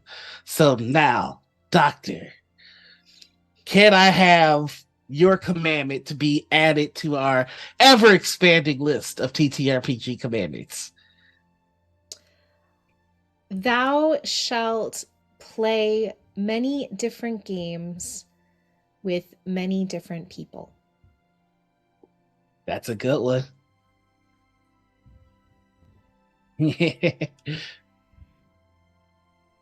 Mhm. I like Oh, that one. and Sam, I do not crunch, but I affirm the choice of others to crunch. I only recognize half of that answer. Yeah. I also appreciate that we've recapped yeah, no crunch unless you have dental. So unions or a better country. Nobody in North America can cry unless you have dental. Crunch, responsible. No, there is. You can't do something inherently irresponsible. Anyway, if you've been in the TTRPG scene long enough, you've probably had the displeasure of playing with a bad guy. What's a bad guy? A bad guy is a veritable black hole of fun. Someone that, if they were yeeted into the sun, your experience at the table would increase tenfold. So, do you have a bad guy story for us? Yes. Almost assuredly I do. Uh but luckily not very very many. Um I Sam says include academic that guy. Okay, it can be an academic that guy. Oh, easy You peasy. know Yeah. what? Then Let's do it. So this is back to the treating people as things, which is one of the theme. What are the other thou shalt nots? If I got a second command, actually, no. Can I scratch that? Reverse it. Fuck games. Play whatever the fuck you want. Thou shalt not treat people like things. you know, So I I'm gonna give you two. Hey! Yeah, we don't treat people as things. And so just off the table, so not quite at the table, um, I have known several of that guys, so much so that I end up having a lot of conversations with people about how to deal with this particular kind of that guy. And indeed, they are often gendered as guys. But there are people with power who Mm. get really excited about a thing that you've been doing for a while, and they Columbus in, and Oh and no! and not only do they have the power to basically become a big person in a particular field. Black Studies has found this a whole lot with white scholars, especially after 2020, going, oh, this is what I do now. Without any citation to the Black tradition of generations before them. But there's that guys in game studies as well. And one of the things that I try not to do is be a that guy. But anybody who comes in and thinks that they invented anything, rather than building on the fact that both tabletop and academia are collaborative projects where we build on each other's knowledge, the worst kind of that guy I know. The people who don't remember who taught them because they didn't know it since they were born. I thought the whole academia thing was standing on the shoulders of giants. I thought that was the So citation is a kind of power. It's important to remember. Man, why am I not wearing my Cite Black Women t-shirt? God damn it. Um, so much better. But I was cold, so I'm wearing my still waiting for my long rest shirt. Um, it's a good shirt. Anyway, so I digress. Void merch, really great. Not sponsored, just buy a lot of stuff. It's a problem. But so citation is a way, for some people, citation is an ethical form of giving credit. For other people, citation is understood as a kind of power. So choosing to cite someone is a way of giving them power. It's why there are some people who I do not cite because I do not want to give them power. Instead, I choose other people who also developed that idea to cite instead. Especially when the knowledge producer who I'm choosing not to cite came to those conclusions on the backs of other people's labor and they were abusive. So that's kind of my personal deal. But like the Black Studies tradition is very much like ethical citation is acknowledging the community from which you learned. But there are some people who want to position themselves as firsties and so will mute or fail to cite in order to ensure that the power continues to reside in them, so that they forget conveniently the people who did that work before. And if they're learning from another field and bringing that learning over into their field, they can sometimes pull it off for a long time because the new field doesn't know, right? So one of the things that's really important to me is I am writing about, like I have a piece coming out about fan fiction in 18th century studies. And one of the things that the whole point of it is to say fan studies matters to our field. We can't just go running around talking about fan fiction when there's a whole nother field that's been studying this stuff. We got to cite those people, right? And what I'm saying without saying it in that piece is, and y'all been doing that with scholars of race for way too fucking long, because you're basically claiming to, in like, not everyone who does this, but like my colleagues who have been doing this work for many years without a whole lot of, candy and kudos. Now there's money and positions in the study of the history of race. And so now people are like, this is what I do now. Grant money, please. And I could, yeah. So that's what I mean by citations can erase in that way. So just so that I can understand it, kind of going back to your joke about I should be the only one paid an exposure, where I believe you said if when like the example you used was Erica Ishii quoting you in PAX Australia, right? Is that a form of again? I went to Chicago public school. She's giving me power, right? She's giving me power and authority by citing me in a public space. Okay. So yeah. that's what. And yeah, so okay. If you go back to this, if you go back through this recording, no one needs to, but later people, but you'll notice that I have brought into the room with me through my words as many people who are working on this alongside me as possible. Alex Chalk, Evan Torner, Shelley Jones, Stephanie Hedge, Jennifer Grueling, who is the reason why it's an Oscars award speech, but right. I try to bring it naturally in. Janaea Kemper, dear God, why are we not all listening to Janaea Kemper?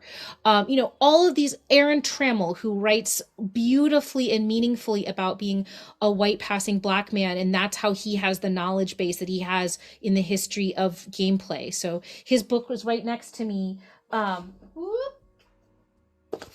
The Privilege of Play, A History of Hobby Games, Race, and Geek Culture. I don't know if this is reversed. No, it's not reversed. Perfect. Hooray! Thanks, Twitch. But yeah, and like if you want to see some really fucked up shit in that book, and his books, as many game studies books are, especially if they're produced by MIT Press books are open access. That means you can go read them online for free. You can also buy a paperback version. Please support academic publishing, but you can get the knowledge online for free thanks to open access publishing.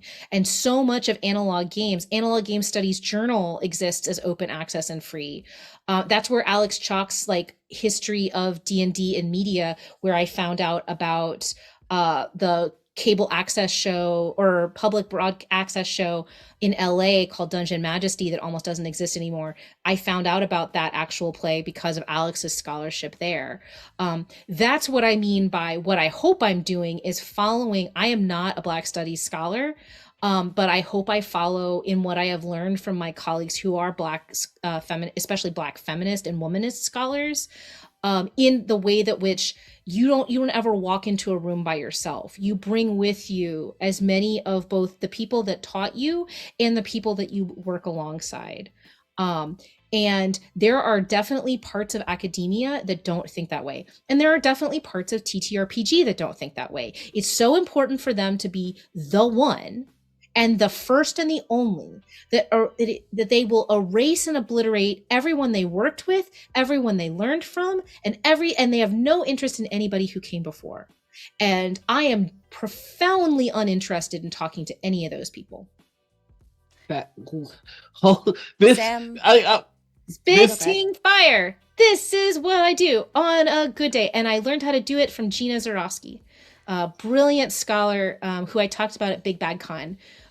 If you Google "where do you know from" as a phrase, you should find her amazing essay / kind of teaching piece on the ways that she and now I start all of our classes by asking students, where do you know from? And that's not what did you learn in school? That's your communities and the media you consume and all the things that you care about that you're bringing with you into this classroom, because nobody is a blank slate.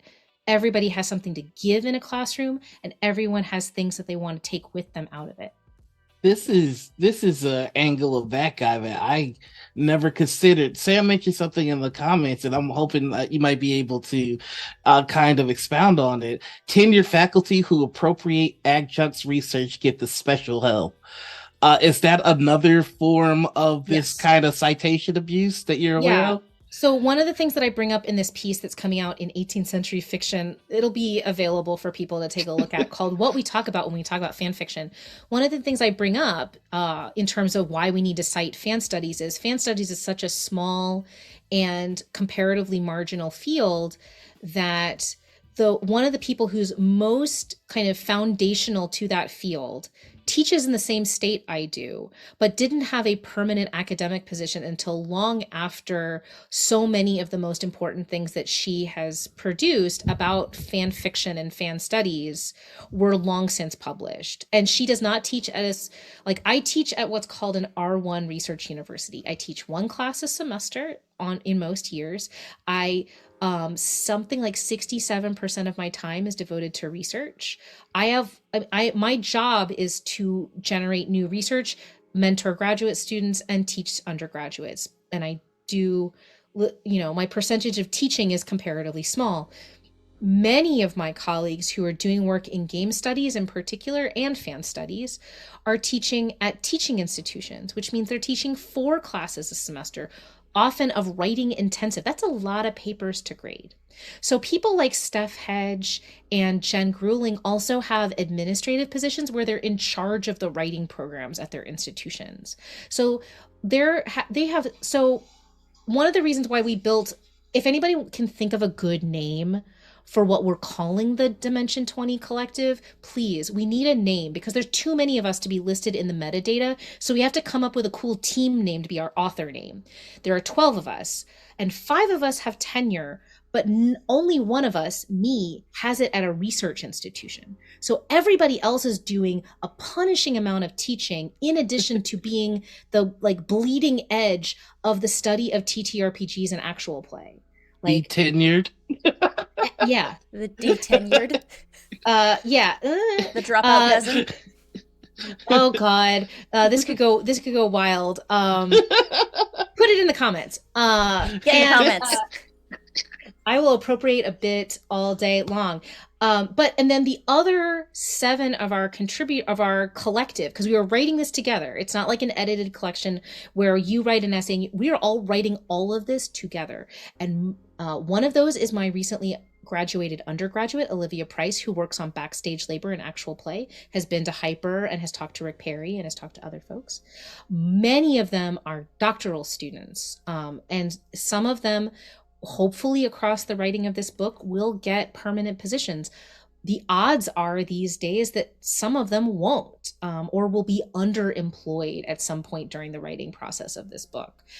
So one of my jobs is, as the person with the most privilege in the room, is to write grants and to try to kind of buy some of our time and also be the person who's doing the administrative load of thinking about deadlines and stuff like that. And luckily, Maria Alberto, who's a PhD student who works on canon formation in Dungeons and Dragons, is kind of right there with me, imagining all of this stuff, and our powers combined help us kind of do the organizational structure so that everybody else can contribute along the way as they can. So some people are starting to draft stuff right now. Some people are going to pick up the slack in the next wave and do kind of the next wave of writing, of overwriting those things. We're all going to sit down together and talk about, all of that draft. But, at different stages, different people have different work to do. And so one of the things that we sat down immediately to do was talk about how to make sure that this was giving everybody what they needed.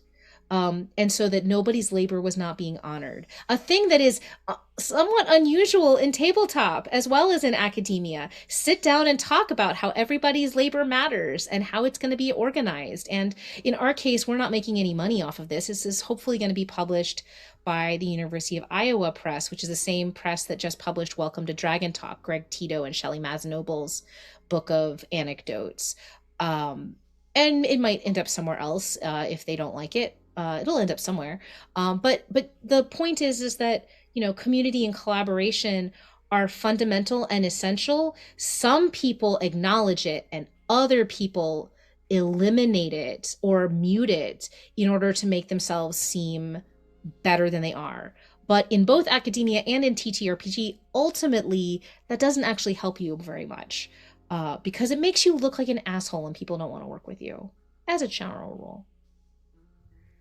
Uh, I just, I have never wanted to just grab a bunch of academics at like who are into tabletop and just be in a room and just sit and watch what happens, because this is opening up my eyes to like just how much is happening in this hobby that I love so much that I don't know anything about. Like y'all are putting in the work to really understand every aspect of what it is that we love, and I want to hear more. Yes. And that's the thing, right? Like, so one of the pleas at Big Bad Con, because one of the things we're trying to do is, so first of all, you can do this. Anybody can. On YouTube, Generation Analog. So Generation Analog was originally sponsored by Asmodee to be a gathering of academics who were going to meet at Gen Con before the con started. However, their first meeting was supposed to be in 2020, so they pivoted online, and they've been online ever since, and it's very likely that they will continue to be online.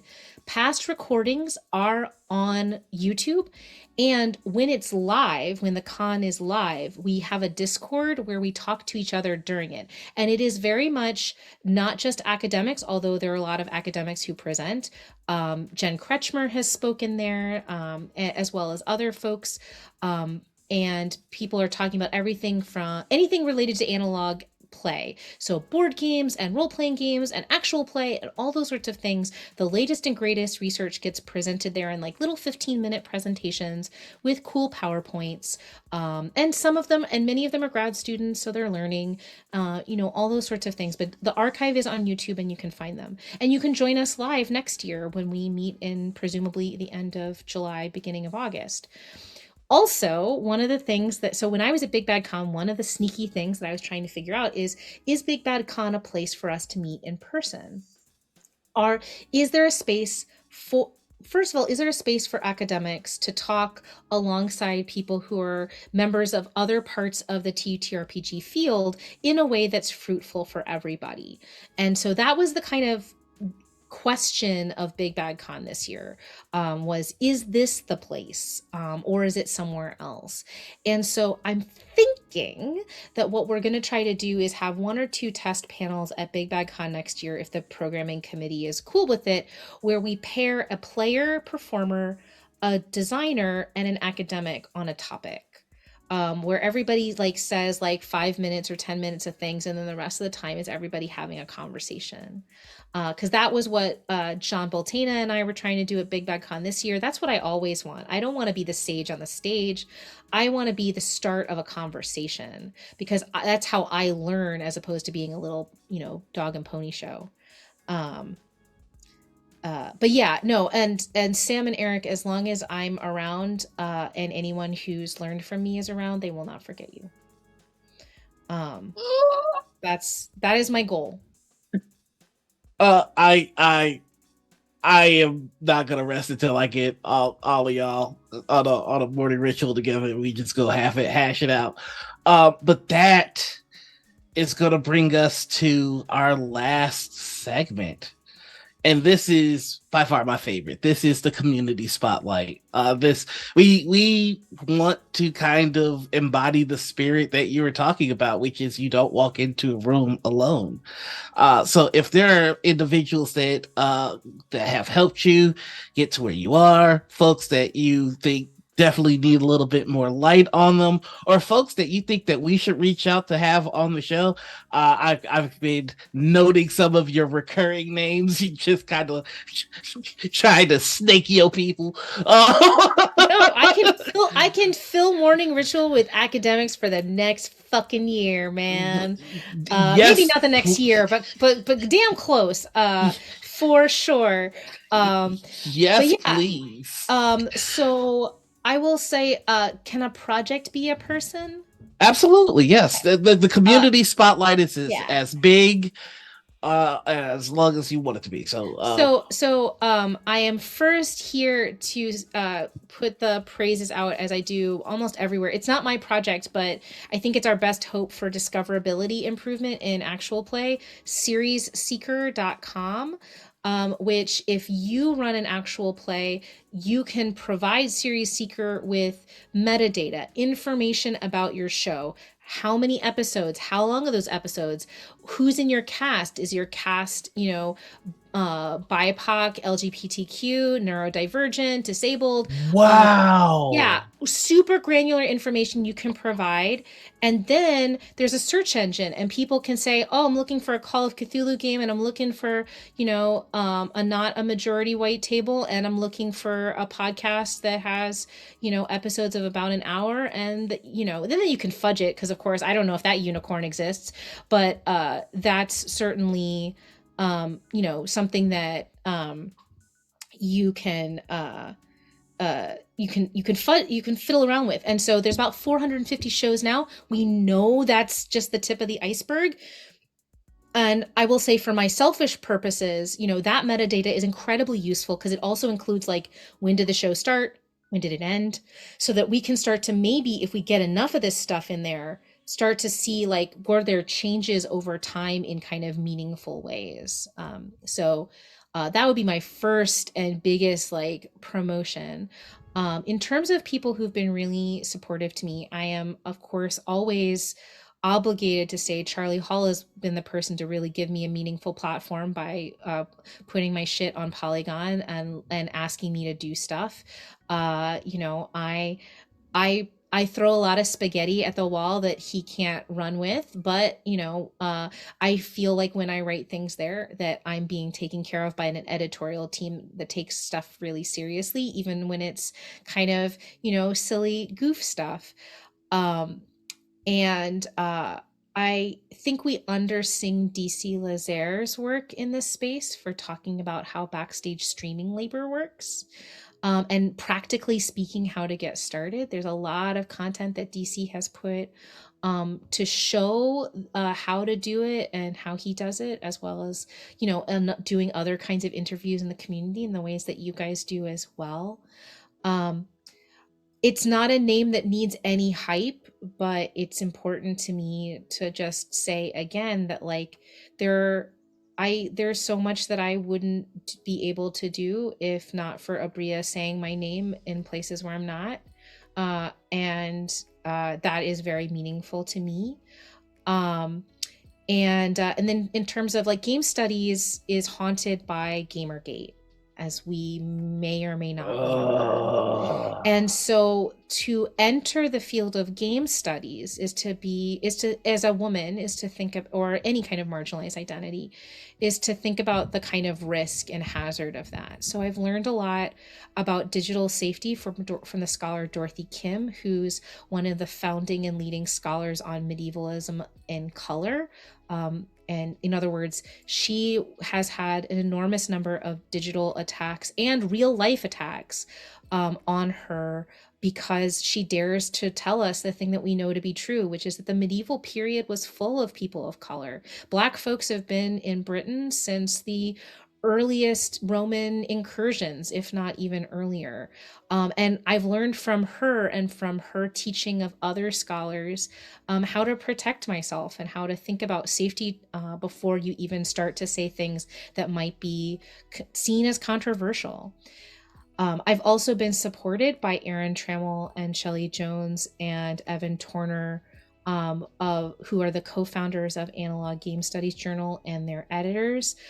Fun fact, Analog Game Studies Journal lost the Diana Jones Award to the concept of actual play the year that it was nominated.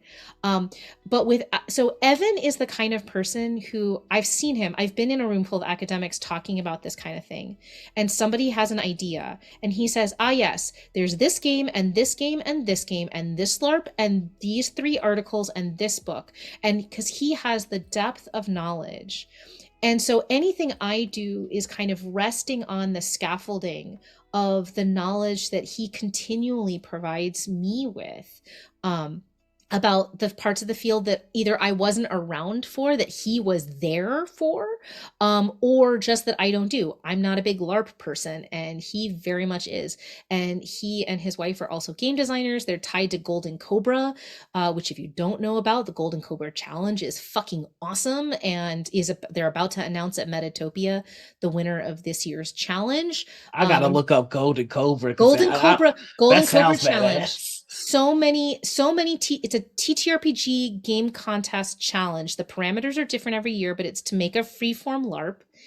And all of the submissions are, you can go see them. And some of them have become developed games. So like Sign, the game about the development of Nicaraguan sign language that you play silently because you're all supposed to be deaf, was originally, I believe, a Golden Cobra winner, or at least a submission.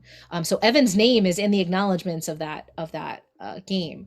And so Evan is definitely like, if I'm the public multicolored clown of this space, Evan is a beating heart of the study of TTRPG, of LARP, and has really been one of those kinds of scholars that I really value, which is he's not a full professor because he hasn't had time to write a book. He's just contributed to every other important book project and every other important project in this space. He's in the new MIT book that's going to be about the history of D&D and all those sorts of things. He's too busy helping other people to sit down and write a book, or write the book that he wants to write. And so he's a miracle. And I could not do what I do without the kind of, you can do it and you belong here, that he extended to me, and that I hope I extend to other people that I work with. Same deal with Maria Alberto, who is again a PhD student writing her dissertation. But we have collaborated on so many things and so many things that are coming up, including this Dimension 20 book. That would not exist. I may have the clout and institutional ability and resources, but my God, graduate students have the energy and the optimism and the excitement that, energizes. You need both. You need the letterhead and you need the like battery power. And I'm privileged to work on the dissertation committee of Adriana Burton, who's also working on questions of representation in TTRPG and other media forms and things like that. I'm very grateful that Aaron Trammell and Bo Ruberg let me kind of sneak in, even though I'm not over in Southern California, but I'm there. But yeah, no, and of course, that's just the tip of the iceberg of the folks. But like, those are some of the scholars. Alex Chuck, oh my God, if Alex Chuck asks to talk to you, he is another scholar of actual play. We sat down after he finished his dissertation to kind of decide which parts of actual play studies we were trying to do and make sure we weren't bogarting each other, but instead uplifting each other. So Alex is also, I bring him into the room, sometimes literally, sometimes metaphorically. But yeah, there's so many lovely people. And of course, I was able to be in the room with a lot of people, including like Alex Roberts, the designer for the Queen, and a bunch of scholars, thanks to the organizing labor of a scholar in Germany who's a religious studies scholar. By the name of Adrienne Herman, who brought us all together in a, we are not live tweeting this is not on socials, we can talk candidly about issues in tabletop, with designers and scholars for almost a week in Germany this summer. Aw. So Wow. yeah, and we're hoping to do more of those kinds of things in this space, because I think one of the things that we've kind of been coming back to again and again is talking online is useful in some ways, but you lose nuance fast. Things can find their way to the wrong audience and the hostile audience really easily. And so we don't want to gatekeep, but sometimes there's a value in coming offline and having the conversations you can't have online, Yeah. and figuring out the balance between when are we talking in public in meaningful and important ways, and when are we having hard conversations that we just can't do in public, is one of the things that I'm trying to figure out. And I'm glad to be able to think about it with all of these people and a whole lot more. It really does my heart a good brr to know that there are so many people passionate, caring about the space, and working to make it better. Uh, yeah, I might even come back. Y'all keep acting like keep doing this shit. All right, well, that is gonna be our show. Man, that's a good one in the book. Of course, I've got to bully you to come back. You don't have a choice. We're gonna make sure that you come back here because there's even more questions that we have for you. Again, we love your insight. I've been one of your hosts. I'm Noir. You can find me all over the internet as the Noir Enigma. But don't. Well, actually, if you find me on Twitter, I'm not actually there. My account's just still there. Every Monday you can find me over on Alt Haven with Stream Punks. You're gonna want to check us out this Monday because I don't know what's happened, but something's happened. But that's me, Anita. Hi everybody, I'm Anita. You can find me everywhere at Panita. I'm also the channel runner and tech person for Critical Misses, so you can find me here, either behind the scenes or in front of the camera for Morning Ritual. On Sundays, you can find me over on Indoor Adventures for our Apocalypse Keys game, where I play a biblically accurate angel who might have killed God. Who knows? On Tuesdays and on Thursdays on this channel, we have two brand new actual plays. On Thursdays, we've got Side Questers, which is a World of Wildevere game that's GM'd by the lovely Maybe Mayhem. And on Thursdays, It's the Riddler is running a group of people through some shonen-styled anime hijinks in Tidebreaker Resurgence. So yeah, you should check those out if you like those things.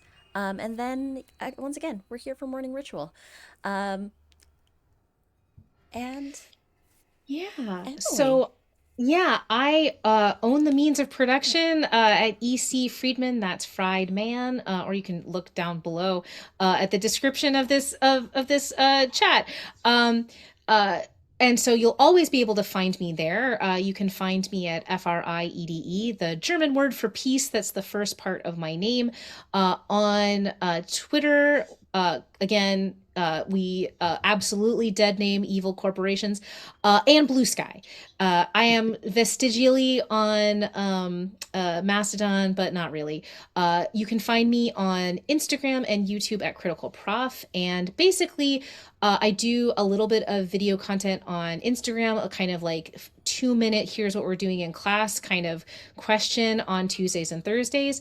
And I also do after I teach on Tuesdays and Thursdays at 6 p.m. Eastern, a like little recap that I've taken to calling a tabletop office hour, although it doesn't often last that long. You can find the back catalog. Basically, it's initially for my students so they know what happened in class if they missed it, but it's also, as a lot of my class recap vlogs have been over the last couple of years, it's been of use to teachers and people who are interested in how college classes about actual play and tabletop work.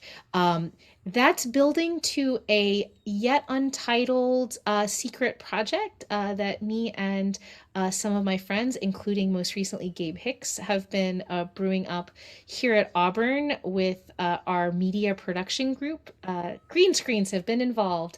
Ooh. We're hoping to develop some educational how to read TTRPGs, how to read actual plays, and big ideas for both like personal enlightenment in 5 to 10 minutes, or for use in college and high school classrooms, so that we can have more people teaching and thinking about TTRPGs and actual plays.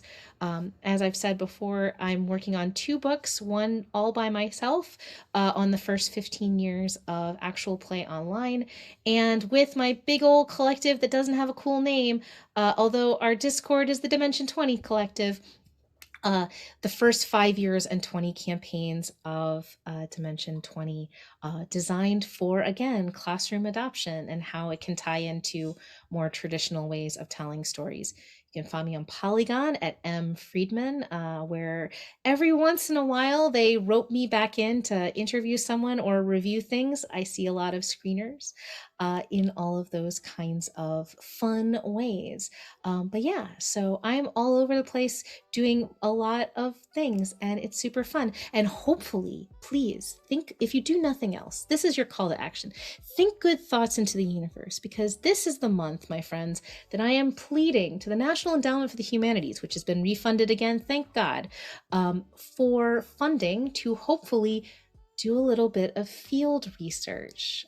So hopefully I will have a little bit of a break from teaching, but not from being a total menace in TTRPG, but but going around to places like New York and LA and Atlanta and maybe Vancouver and Seattle and Chicago if I can swing it, and maybe even the UK, to see how the sausage is made in different kinds of places. So I will keep everybody posted to see when and where I in the world I will be headed to basically do the Spider-Man, kind of absorptive observation, and maybe we'll get to play together. Yeah. Well, I'm not letting you chumps off that easy. We got 3 calls of actions, okay? We got the good vibes. All right, that's 1. 2, call your elected officials in funny character voices to practice them. And 3, if you are in an actual play, submit your series to Series Seeker. This is the coolest goddamn thing I've ever seen. Let's get all of our stuff on there, okay? Heck yeah. All right. But that's it. That's the show. We're gonna head out of here. Thank you all so much for joining us and hanging out with us today. We're gonna go on a raid. Where should we go say hello to, everybody? I think we should go say hi to another academic, our friend Trooper SJP. Hey, Troopers Live! Yay! Yeah, let's go say hi to Trooper, who's playing the Outer Worlds right now. Again, Ooh. thank you all so much for stopping by and hanging out with us. But until next time, everybody, the ritual has concluded. Bye now. Bye. Bye.